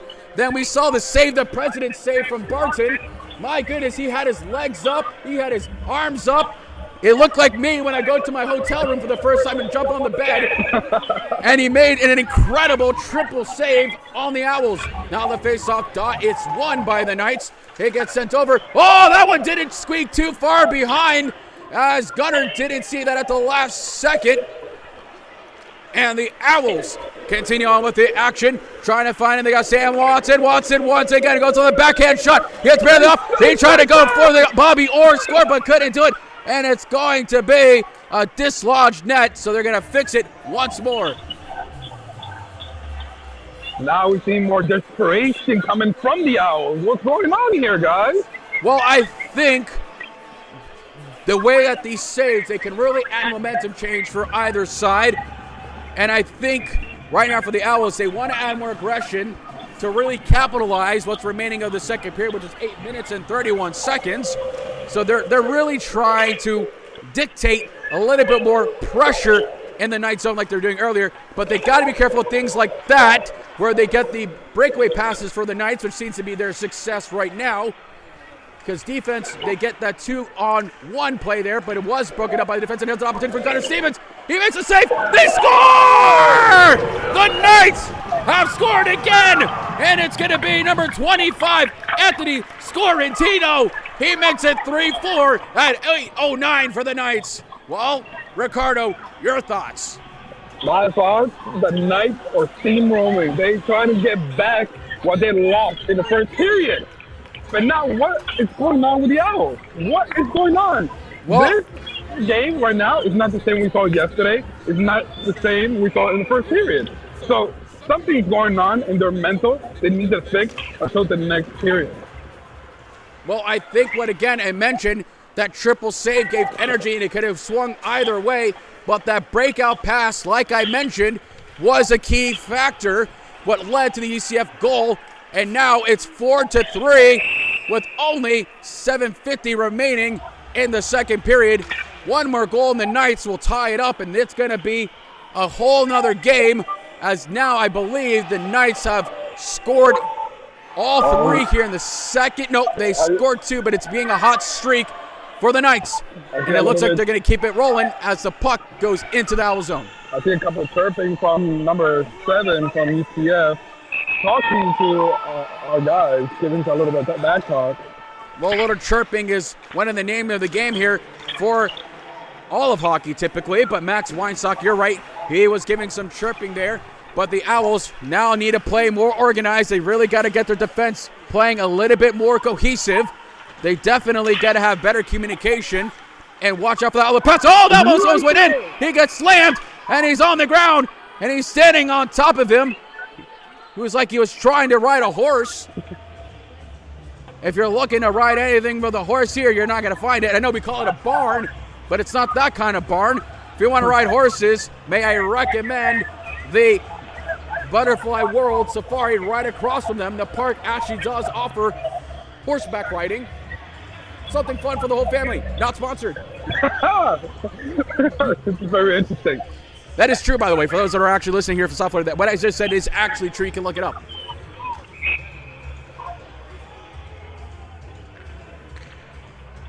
Now the face-off is going to be on the Knights zone. Number 2, Robert Vigals. He tried to win it, but it's taken away by DJ Randall. It's stopped away. And here comes DJ Randall trying to finish it. He couldn't. Barton scores! But it's no goal. No goal, because they blew the whistle. They blew the whistle before it went into the net. So no goal from the Owls. Nope, that was the right call. I've got to give it in favor of the refs. They got that one right. The whistle was blown. Was it early? Yes. But rules are rules. It went into the net after the whistle was already blown, so no goal here. We still have a 4-3 game in the second period with 7:20 remaining. The faceoff does return back into the Knights zone as DJ Randall will try to set it up again. He wins it. He chips it over. And Stabile, he was trying to slip it over, and he has a little bit of trouble playing against them. They send it over. It goes on to the right-hand side. McAvina, he's a big guy. He skates all the way over. Behind the trapezoid it goes. And the Knights having the opportunity to try to clean it by McAvina. Big body. He does it a good job of DJ Randall, the president himself. Trying to find some stride here. Sabili once again goes over to the other side as this other power play, well, not power play unit, but the other unit line as they try to get the change here. Tommy Ziemba comes in for Daniel Tov. A quick change and only one change for the players in this. I believe this is their third unit. Trying to really lock down this second period because if a UCF Knights scores another one, a little bit of the stick getting sucked, and that was a hooking. And they're going to call that one? I think they are. And that one's going to be hooking on the UCF Knights, number 16. Wyatt Rogers goes into the box. It's now a power play opportunity for the Owls. For sure. And this is what the Owls needed to bring back the tempo for them. Right now, it's looking like the Knights are taking the rhythm towards them. But now, you can see opportunity for the Owls, for the Owls to get another point and extend the lead for a team. Well, now it's this opportunity for the Owls to really get themselves an insurance goal for the power play for the Owls. Matthias Weir, the top line's on. Jake Freeman sends it over to David Israel, who cleans it up nicely. He finds himself open on the back side here. Back to captain Jake Friedman. Friedman sends it over. Score off the bar! No, it did not go in. It hit the top of the bar where they keep the whiskey, and he didn't finish it. Almost again, but it hit the bar. He dove and tried to stop the play there as David Israel. I think if we had a video review, maybe there might have been some argument, but that just hit the top bar, and that's why it ricocheted out. But my goodness, that had a lot of heat on that shot there. We'll talk about it in a moment in the next stoppage. But the Knights are having trouble trying to clean this up. It goes to Matthias Weir. Weir now with the puck, stick handling it, hanging it onto it. He sends it over to his teammate on the left-hand side. He finds Friedman once again. Friedman finds David Israel. Back to Freeman. They're getting their skates going. Bad back pass. And did not do a good job of communicating that as David Israel now has to clean it up, and he does no problem. He's got that long reach with 40 seconds remaining on the power play for the Owls. David Israel gave him some speed. DJ Randall. Randall back pass to Weir. Weir with the puck. Trying to go 5-hole. Doesn't make it as Barton makes the save. He's still on with the play. Back over to the other side. Trying to finish. And it's clear from the Knights with 20 and some change on the power play. At 4:40 in the second period. The ability interference hit there, but no call. It was accidental, not intentional. And there's some chirping going on. Should have been an interference. Here comes the opportunity to try to finish it, but they can't as DJ Randall. 3 seconds, 2 and 1, and the power play is over. The Knights have killed the penalty. Trying to get a lane. DJ Randall trying to go top shelf, but couldn't finish his drink. DJ Randall with the hip check. It does connect, but not strong enough. And here comes the Knights. They try to slip one. Gunnar Stevens paddles it over to the right-hand side. Now the Knights getting some juice. It goes back for Leon Biller. Biller now with the puck, trying to get it stopped, but it doesn't. As they move on forward, the Knights getting some important, dangerous opportunity. Trying to go top shelf, doesn't make it. As the Knights now all possession on the Owl zone. They're really now gaining momentum on a very tight opportunity. That's a board battle ensues. It's a little harder to see on my end, but it does clear. And Gunnar just had to make an important save one time. Slides it over. He missed it. He whiffed it just barely. They're trying to clear the zone, and they do. It goes to Owens. Here's a 2v1. An opportunity for Caleb Owens to try to finish it. And a bad backheel pass does not connect for Caleb. A rare missed opportunity from Caleb, their star player of the season. And taken away by the Knights. It's number 8 from the Knights who's trying to get it. Rosenfield, he's going all the way, tries to finish it. Saved by Gunnar. And an important one that was. You can hear the frustration with the fans. Everybody's like, what is going on? The Knights are doing great right now. Honestly, this is looking like it could be an opportunity for the Knights to win and call the upset. But What do you think the Owls need to do right now to get the win? Well, I mean, right now it's going to be a power play for the Knights, so, well, not get into the penalty box would be one, but I think we're a little too late for that one as number 15 from FAU. That's going to be Sam Watson. Heads into the penalty box. We don't know what the call was, but one, getting away from the penalty and really tightening up their defense and not make these fancy passes they're trying to do because it's going to cost them. And don't let the Knights get these breakout passes. What the Knights just did right here was perfect. Trying to get that screening on front of Gunnar Stevens, trying to get the pucks directly to him, so they're throwing everything but the kitchen sink. At 2:58, we are 4-3 in favor of the Owls as the Knights. Backhand pass, it goes over. Saved by Gunnar Stevens. His big body sent it over and cleared away from the Owls. And an important clear, but they don't make a line change, which is a little weird. But nonetheless, the Knights now get the rush going, trying to get their power play set up. As number 2, we said his name a few times, Robert Vigals, who was trying to get his team organized. As you see there, Gunnar is completely screened. Vigals from the Knights, he sends it over, saved by Gunnar Stevens, and he was screened, and here comes an opportunity. Blocker saved by Gunnar, what a save from the gun show, and they clear it. A much needed clear there, but this game is getting tighter. A mean, nasty check from the Knights. Robert Vigals tried to go for a wrist shot, but stopped away from the skate. And now they're getting all over the place. Stopped by Gunnar, who barely gets it. He gets tripped up, loses a stick. They don't know whose stick is who, but they grab it. And with only 40 and change left on the power play for the Knights at 150 and some change for here in our second period. The Knights are really trying to get everything going. They need to get this rush moving forward if they want to try to tie this game up. And they streaking down, trying to move forward. They get past them. The Knights send the puck over. He clears it over as Rosenfield gets over to the other Knight player. He sends it. He gets back past, tracked and over. There goes the wrist shot, almost deflected, saved by Gunnar Stevens, and Gunnar has to keep his body low. It's scrambling around like a ping pong ball, and it's almost a save, and Gunnar is down. They stop it, and it's a save from Gunnar Stevens. He is Snow Angel on top, but I think he just barely got it. Yeah, he's got it, but he's gassed right now. This is the type of scramble that the Owls don't need. What led to they're getting a second point, and they're getting the momentum to get another point. Right now, they just need to, like you said, stop being lazy, get your guys together. 1 minute left.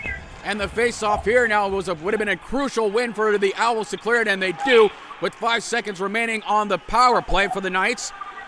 With a minute and some change remaining, and Sam Watson is out. Watson hops in back to the play, but rushes to the bench to get Miles Davison in, try to get the top line unit to try to close out the second period, which has been a very tight match, and that puck goes flying all the way over. He doesn't want to touch it. It would have been offside if he would have touched it. So, smart move by Matthias not to touch it. Even though the captain was saying maybe it might not have been, but who's telling who? As the puck moves over, David Israel back to from Matthias Weir to Israel again. David Israel's got that long reach. He's a big guy. And back to Matthias Weir, who just calmly passes it over. He finds his man. He's got the opportunity. The pressure now cooking right in the Knights zone. They got 20 seconds remaining. Tries to go for a wrist shot. Saved by Barton at 16.9 seconds remaining in the second period. Wow. Wow. Crazy plays now. We're seeing a different angle right now. We're seeing, from my perspective, we're seeing the Owls start to wake up right now. They're saying, okay, we might lose this if we keep doing the same thing. So we need to wake up and start getting to something. Now we're seeing the same tempo we saw in the first round. The Knights, they're trying to keep the momentum going, but they can get another score. But now they're on the defense. An opportunity from the Owls here. Almost had it, but 9 seconds remaining, trying to finish it. Almost goes through. He goes in. He scores! It's a goal for the Owls, and they've got the insurance goal at 2.3 seconds remaining. Oh, that's exactly what you need. But wait. Does that say it's not? No, it is a goal. They're saying move, because that was alleged is a goal. And it's going to be I think that might have been Daniel Taub who gets his goal. Yeah, he's pumped up now. That is indeed a goal. And the hard work pays off. It's now 5-3 at 2.3 in the second period. Wow! In the dying seconds, that's his first goal of the season, Daniel Taub. He does it. The freshman gets his first at a crucial moment. And they officially call it once again, Daniel Taub. We saw Sam Watson had his first last night. Now Daniel Taub gets his first tonight at 2.3 remaining in the second. And things just got even harder and spicier for the Knights to try to come back from this one. For sure. Now this, like you said, this is what the Owls needed. There's only 2 seconds left. Now we see maybe we have a maybe go shy and hit the goal from here. Probably not. But this will be a point setter for the next period. And that will do it for the end of the second period.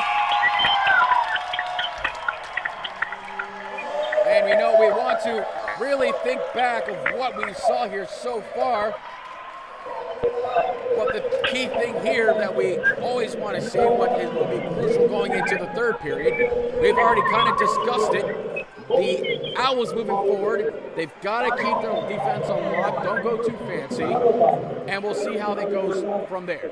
So, Ricardo, your final thoughts before we hit the break. Okay, for both teams, Owls, keep it simple.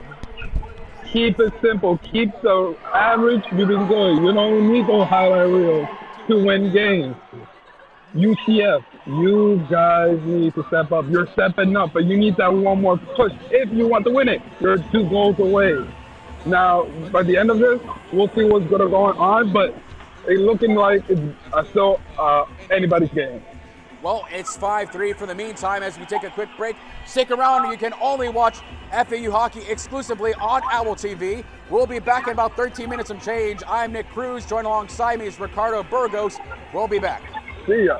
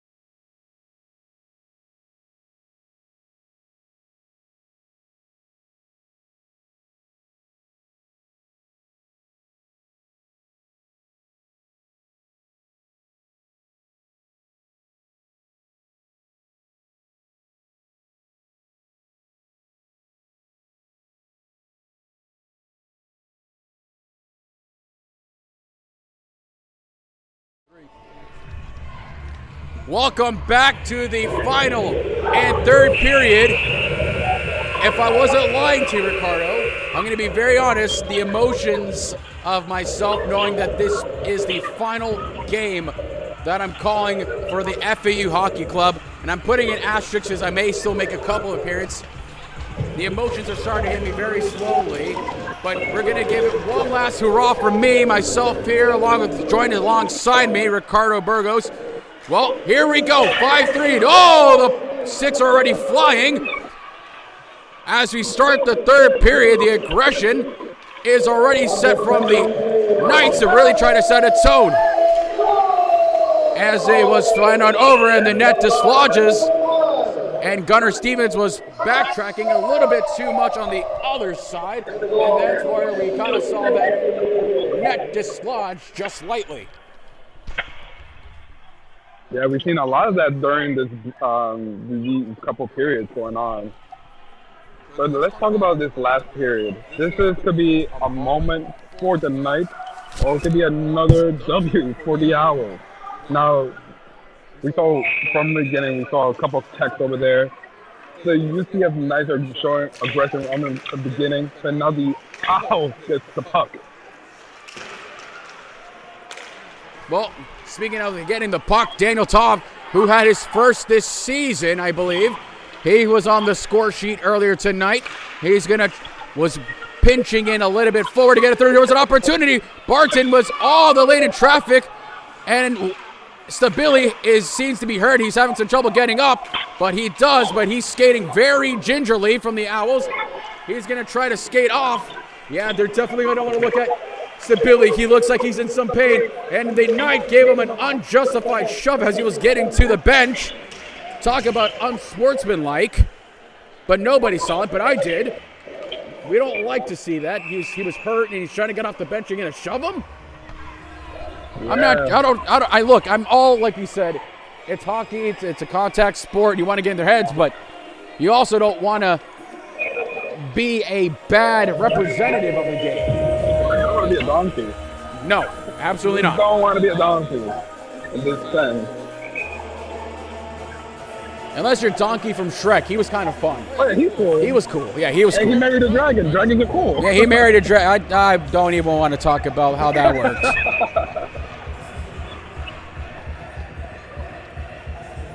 Listen, I've had my experience with dragons playing D&D, and I tell you what, they're not easy to beat. For sure. But hey, the Donkey did it. A level 5 bar. Yeah, you got to play the game. And for those who play D&D, roll the dice. Roll a D20. Who's going to get this next game? You know what would be kind of fun now that I think about it? D&D hockey. But like a sports edition of D&D would be kind of fun. Meanwhile, the Owls are going across the blue line. They get on the right-hand side. Whoa, beautiful slap. Oh, that did not connect. He had the shot, but didn't find a way to get behind it. As it goes above the bar. David Israel, that one hits over, and it's going to be out of... No, it continues the play. I thought it was going to hit the net, and Barton cleans it up by grabbing the puck. For sure. Now, we're seeing more of aggressive manner coming from UCF right now. And honestly, I think it's needed, but like I'll be saying to the Owls, you need to keep that head on the swivel. Because you're more aggressive, that means you get penalized. More power plays for the opponent team. You don't want to see that. Face-off play here, and it's won by the Owls in the UCF Knights zone. And almost had the tip in, but it's saved by Barton once again. As the Knights are going to have to really fight hard to try to come back from this one. Oh. As they get themselves reorganized, the face-off dot in the UCF zone at 18:06 in the third period. Important face-off won by the Owls inside the zone of the Knights. As I ran into one of my good friends, Sean Williams, who was actually a former goalkeeper of the Owls. He's brought them to 2 regional appearances, 2 national appearances during his tenure. Good to see you, buddy. As the Knights try to go for a wrist shot, but couldn't really connect as it was stolen away by the Owls.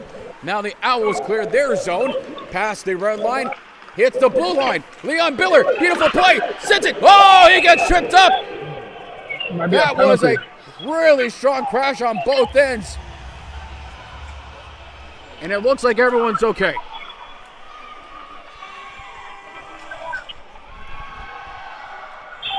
Trying to get the fans going with a little bit of Queen. A correction from the goalkeeper from the Knights. Looks like there might be a substitution here. And they are.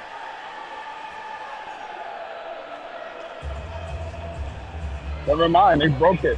He broke his own stick. He broke his own stick. That's a $200 worth of frustration he never want to experience.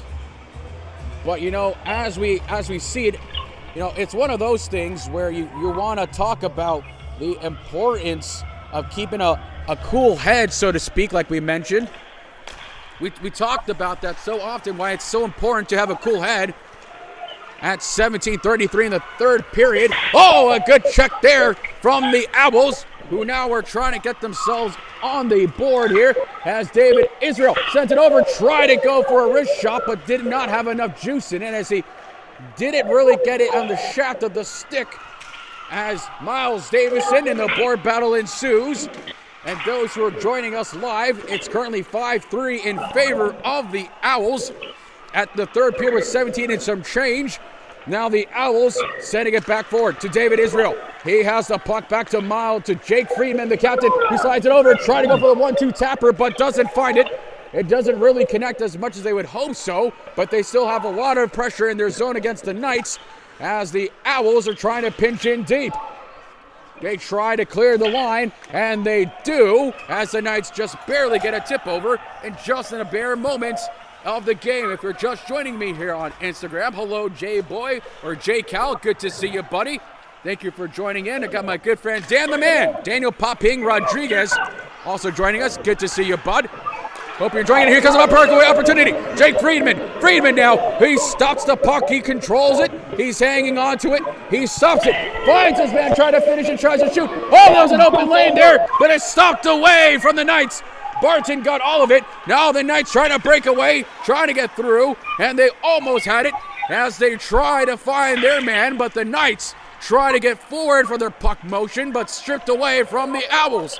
Now the Owls continue to try to get some momentum going, swinging the other way as the pendulum in the third period now in favor of the Owls. The Knights send the puck in. It's not icing, so they keep it rolling. We have my good friend Alan Lee joining on the Instagram Live. Good to see you, bud. Thanks for tuning in. As the board battle goes in, they're continuing to battle. It goes on the left-hand side, and it's stopped away back to David Israel that goes behind him as the Owls now having to face a little bit of disorganization. A back pass there was, oh my goodness, the Knights would have had an opportunity if they would have fumbled the puck there, but they don't, as Beraldi using all his body strength to keep that one in. David Israel, oh my goodness, what a deke from David Israel. He clears the line, and a much needed line clear as they do. Now they're in the zone of the Knights. They're going to find a man there. The puck slowly but surely, and it's gobbled up by Barton from the UCF Knights. Hello everyone watching on Instagram. If you're watching us on YouTube, on our live stream, so those on Instagram who want to watch it on YouTube, you can. For those who are on YouTube, if you want to comment, we're seeing your comments live. I'm seeing more screens than a hacker right now.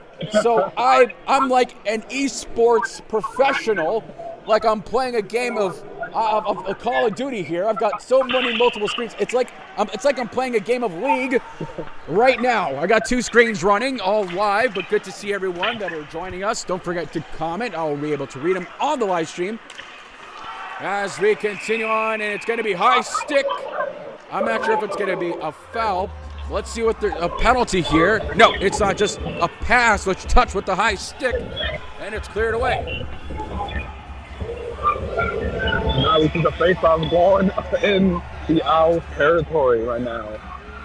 Now the face-off dot is indeed in Owl territory as number 5, Kent Bishop.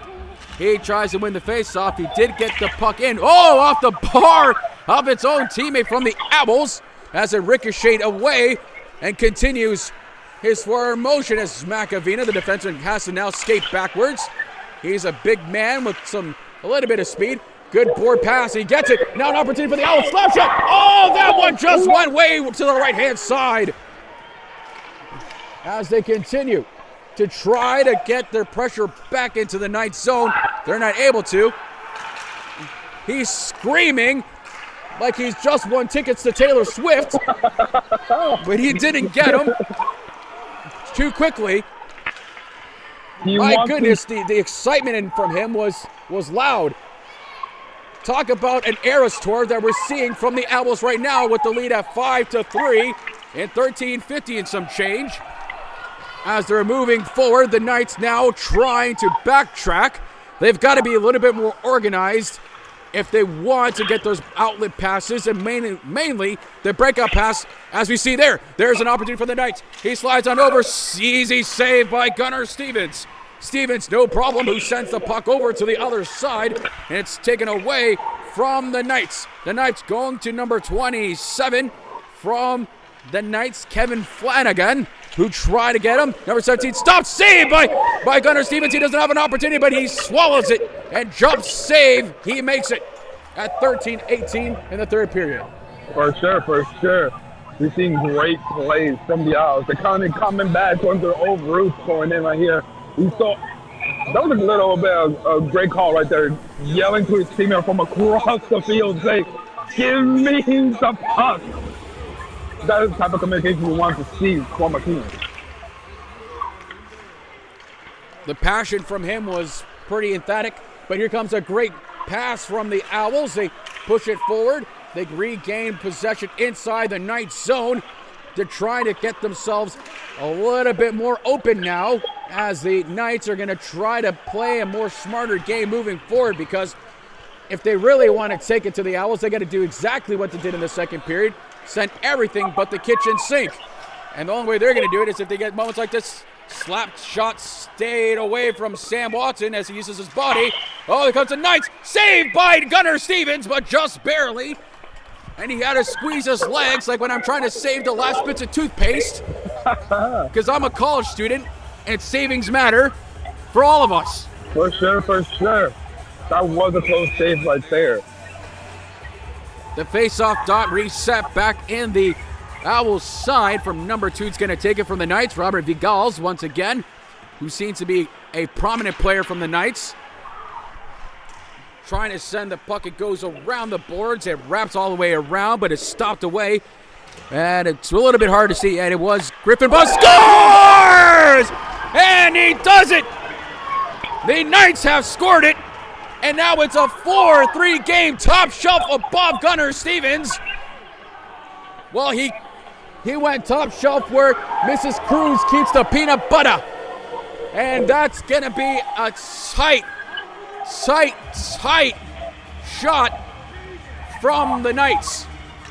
For sure. That was a beautiful shot. Shot we haven't seen in this game like that so far. I think this is what the Knights needed. This is a little comeback, I was saying. Like, they're slowly coming back. I think it's need 1 point away so they can get an even game. It's only 12 minutes left in the third period. Well, 12 minutes left in this third period and some change. And now it's a 5-4 game. We're going to wait on the official call to see who scored it once we get an opportunity to do so. So we'll pause this for a moment. We're waiting on the text message to get our official call.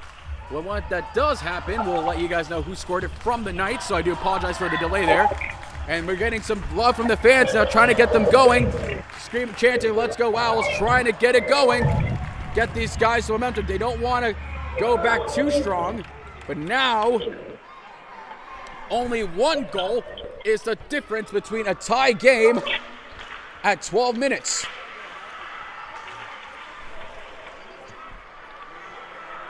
You can even hear the kids panting right now for the game. And we got our good friend Brian joining us in this live stream on Instagram. Good to see you, buddy. As the Owls and the Knights. Oh, they played the goal horn, but it was not in favor of the Owls. A little bit premature. Maybe that's a good omen from the DJ. We'll see what happens. Matthias Weir trying to get through. He slips it onto the backhand side, but doesn't find his man. As Catone, looks like they're playing a little bit more back now. David Israel and Catone now. Catone, he's got one man. He's slipping through, passes it over. A good pass from the Owls, trying to find a way to get in, but they do just barely to Friedman. Now Miles Davison with the puck over on the right-hand side, a little too strong of a pass. They still have possession. Goes right over to Miles Davison, and Barton makes the save. Miles Davison gives a check on the Knights, and it goes over to the left-hand side and moved over. Now the opportunity for the Owls to try to get another insurance goal is going to be even harder, because now it looks like the Knights are playing a little bit more organized. For sure. Now we see a more level-headed team from the Knights side. But like we said before, like they were tipping away, and had a huge lead right in the beginning. And now they're slowly washing away that lead. Well, now the Owls are going to have to truly get things moving here now. They don't want to slip up, but it's been a great streak for them since Battle of the Beach and beyond. They've been playing fantastically. They got 10 minutes remaining left in this third period. The Owls still leading by the 1. It's 5-4. We got Corey Little, who's in the box right now, or was prior in the penalty box doing his job there. Good to see you, buddy. And he was the former PA announcer of the Owls, so he's an alumni. Now they're back checking. Now the Knights emerge with the puck, but sends it over to the boards where there was nobody home. Watson tried to clear it, and they're not able to. And now the Knights with an opportunity to try to climb it down and clears the zone. The Knights finding themselves in a bit of a pickle here, because now what the UCF Knights are really trying to do is clamp it into their zone, but stolen away from the Owls. Here comes a lane from Daniel Toff. He passes it back, sends it over, saved over. He didn't get all of it. As Barton saw the puck, he was trying to grab it, but just hit over to the right-hand side. Oh, he gets cross-checked. No call there. He sends it over back on the lower-hand side is DJ Randall. The president himself sends it back to Campagna. Campagna now sends it over back on the right-hand side. Trying to go for a board pass to Daniel Tom, and Daniel Tom, oh, cross-check, and he's down, and it's got to be a 5-minute major. Daniel Tom, high-checked, and now there's going to be a fighting close, and that's a big one, UCF Knights, and a much-needed one, and there it goes. That was an illegal hit to the head, and a cross-check on top of that, and Daniel Tom waves goodbye to the Knights. Will we see a 5-minute major? That's got to be called, and a suspension for sure, and a fine. That was super illegal to the head, and not to forget, he was in a completely prone position. That is definitely going to be reviewed by the league, and the worst time because the league commissioner is here. He's in the building. And let's see what the referees are going to call, if that's going to be a 5-minute major, but his bucket came off, everything flying.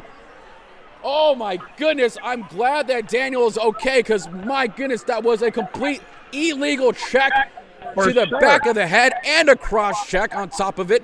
Let's see what they're going to call here. It's definitely a penalty, and good on the Owls to stick up for the teammate on a very dangerous call. For sure. And this is very distasteful. I know you try to get your momentum going, all that stuff, but why?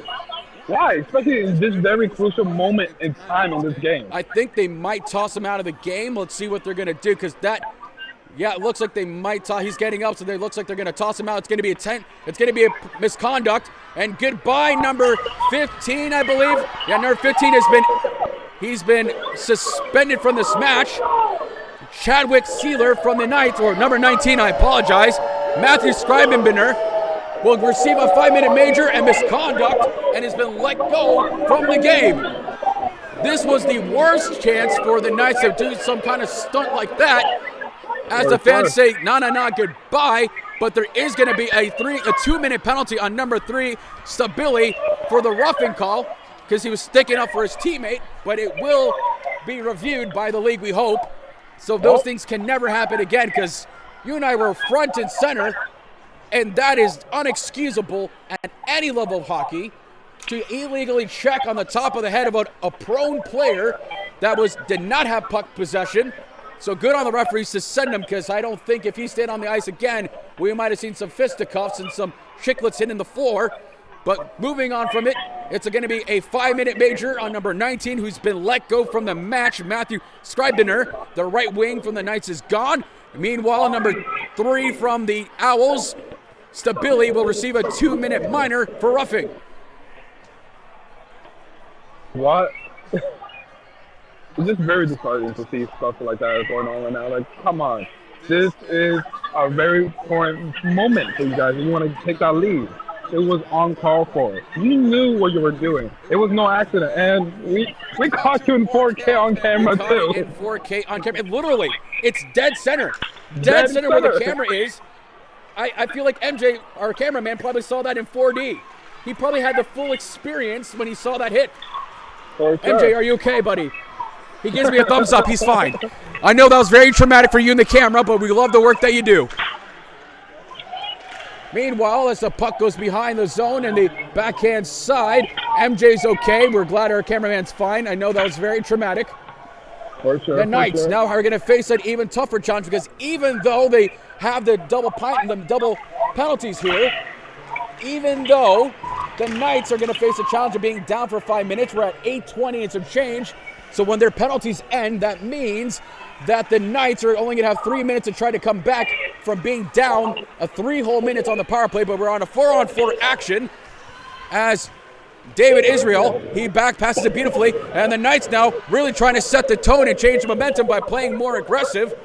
And usually when we see things like this, it can either go either way. Gunnar Stevens, he didn't see it anywhere. I don't think he still even knows where it is. It's right behind him. He clears it out of the line. Good job from the defense to clear that because Gunnar was just kind of a little bit unsure where that puck was. Maybe he still thought it was on the other side of the boards, but it was not. As they try to get themselves on this right-hand side, they can notice that they're going to clear it as David Israel. He's just going to calmly backtrack, let himself get going. And David Israel now just going to kill some of that clock, try to burn up some of that 4v4 so they can go themselves on a power play. And for those who don't know, if it's a 5-minute major, even if the Owls score, the power play still continues. So it's not a typical minor power play where you score and it ends. So that means within the next few seconds, the Owls will be on a power play for about 3 minutes. And 3, 2, 1, and he's out. A 3-minute power play now is to try to close out this match. Oh, the Owls gave it away. Saved by Gunnar Stevens. 6:52 in the third period. It's 5-4 in favor of the Owls. A 5-minute major was assessed to the Knights. So again, if you don't know too much about the rules of hockey in terms of a power play, if it's a 5-minute major or higher, even if you score on the power play, you continue on the power play. You've got to kill it all the way through. Even if you score 20 goals, it's still going to be a power play for the opposing team until the clock of the penalty is out. And well done by Cotter. Cotter tries to shoot. Blocker save from Barton. Now the Owls are going to try to get themselves set up for the power play. Jake Friedman. He's got Matthias Weir. Weir now back to Friedman. Friedman, who's now trying to skate it back. Weir, he tried to tip it back, but that's okay. They got plenty of time on the man advantage to try to really get another insurance goal and maybe close out this match. At 6:20 and some change, David Israel, the big man, the superstar himself from Canada, Toronto. He's showing his skill. Jake Friedman. Friedman now has a couple of guys on the top here. Oh! That went off to the top bar side, but no connection towards the net, and they lose possession, and they have to backtrack again, trying to get things set up. With 2 minutes remaining left on the power play for the Owls, they've got to play smart hockey moving forward, not let themselves get too cheating there. Cotter takes another hit from the Knights, and number 7 lit up Cotter. Max Weinstock gets a big hit here with another hit on him. And now the Owls are going to probably play into their game, play aggression. It's stopped. David Israel trying to get a man backhand pass. He does. Trying to tip it over. It just goes wide. Cotter back to Weir. Back to Cotter again. Cotter hangs on to the puck to Weir. He loses track of the puck and has us forced to pass it. Weir trying to find a lane. Back to Cotter. Cotter once again. Back to Jake Friedman. Friedman to Weir, who loses it. And a minute remaining left on their power play. They still have an opportunity to try to get the insurance goal.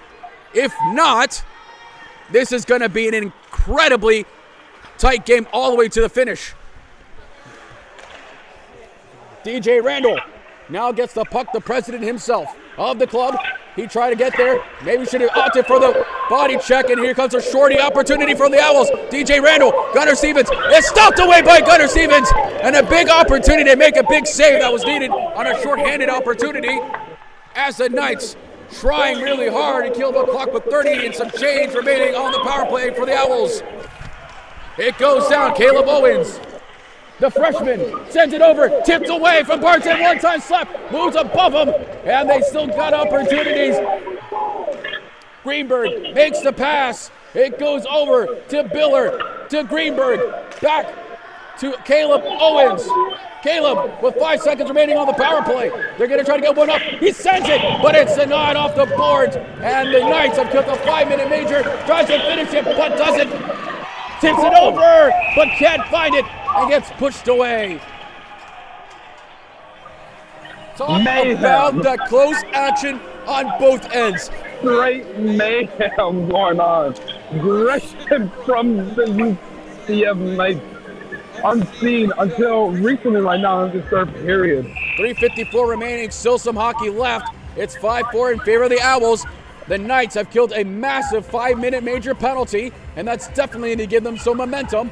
We'll see how they're able to capitalize and finish on this opportunity of killing a 5-minute major, which in essence was 3 minutes, but nonetheless, the Owls really should have capitalized on those opportunities and get it towards the net. Baraldi hangs on to the puck. Stopped away from the Knights. Baraldi once again trying to go for a backhand pass. That was almost to the man he wanted to get. And here comes the Knights. They're getting those outlet passes now. They're playing some smart hockey. It looks like they figured out the Owls of how they're going to be able to score on them. But still, it's only 3 remaining. Let's see if they're going to pull their goalkeeper soon enough. Macavina, the big man himself. 3 minutes remaining. Sends it. Whoa, Gunnar almost didn't see that one. Over to the other side. Oh, that is inside the net, but it's stopped away and scooped up by Gunnar. And they're having some words and talks there from the Owls. It looks like Bono really wanted to ask number 11, Rhett Hopkins, what's his favorite Thanksgiving dish, and I don't think it was club sandwiches. I think it's some beef. Some beef in there, for sure.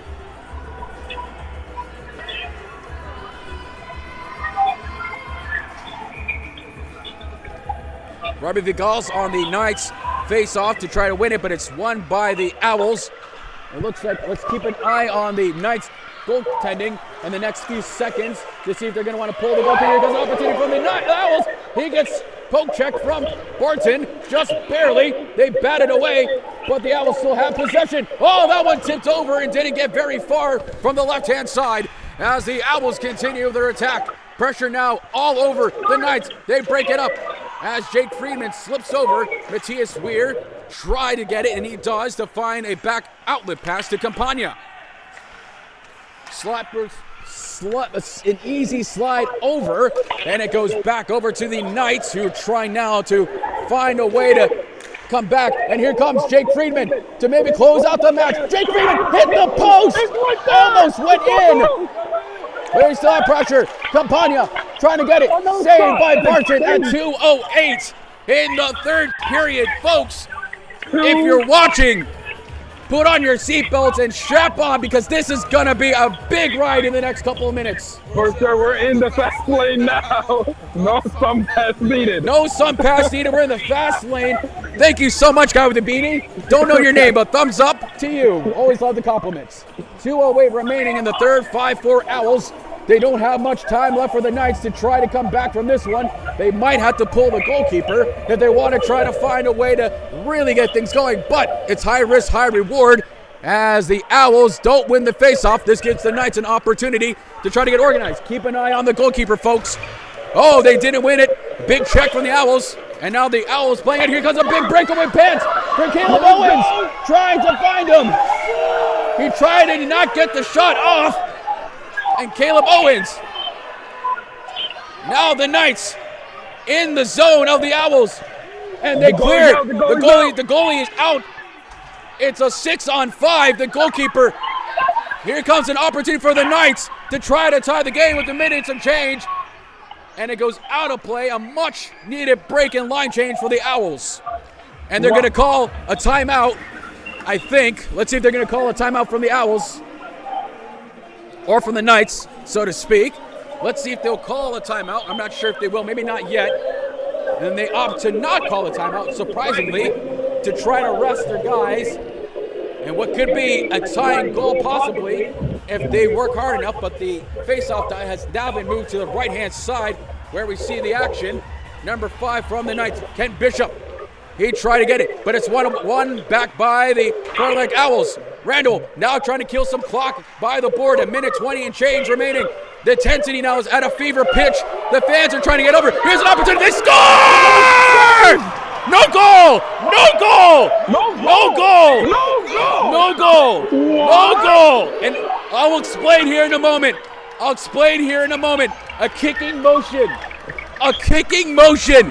Hey, bud, this is hockey, not soccer. The tryouts for the soccer team were months ago, buddy.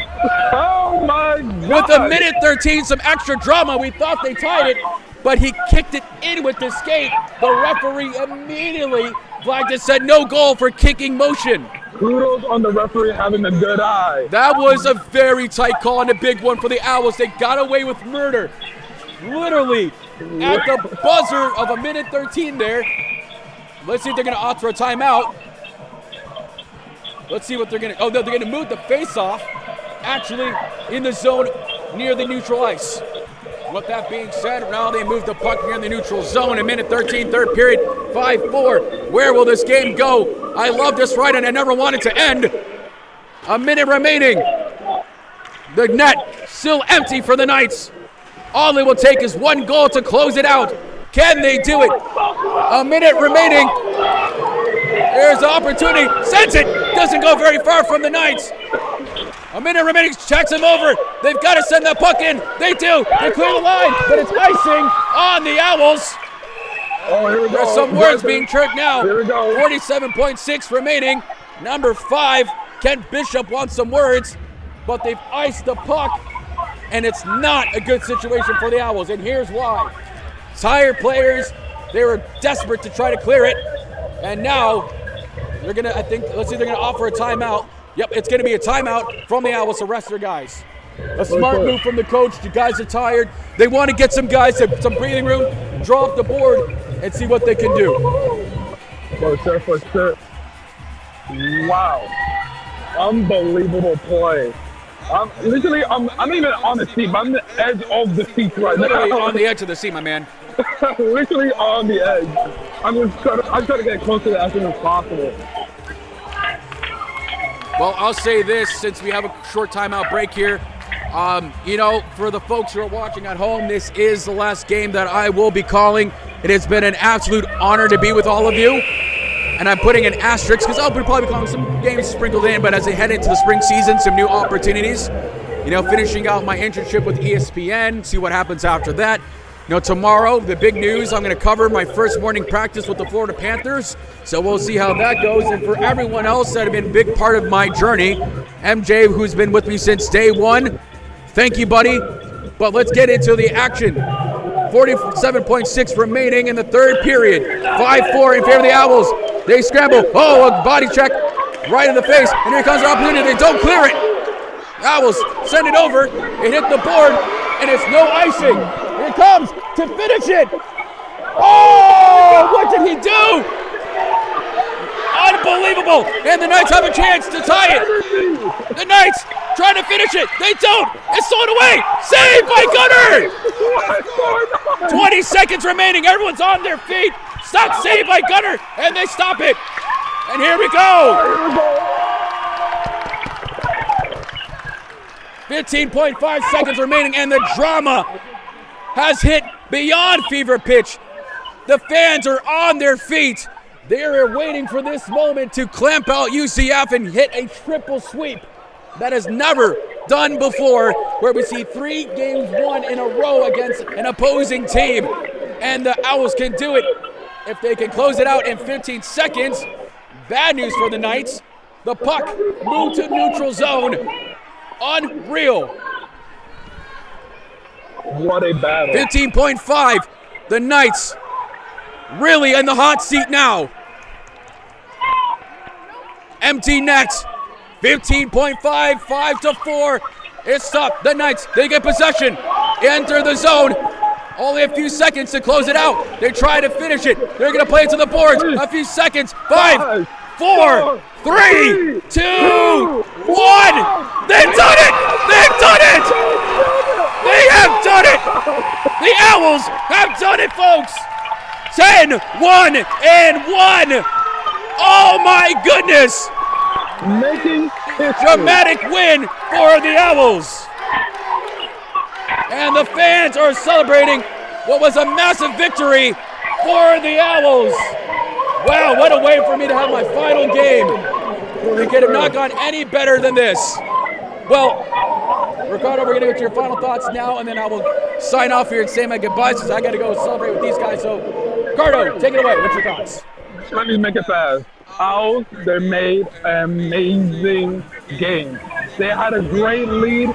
They had some scuffles right in the end, but at the end of the all, they did a great match, and they saved it right in the end. It could have been a close game. It could have been a tie. It probably went pretty even. But they took their home. Like, we cannot stop at the UCF Knights. The UCF Knights, they showed that they're ready to play. They came, they showed they're worthy, except for right in the end when they had some mishaps with a couple of the players, the one of them getting ejected. That was not uncalled for.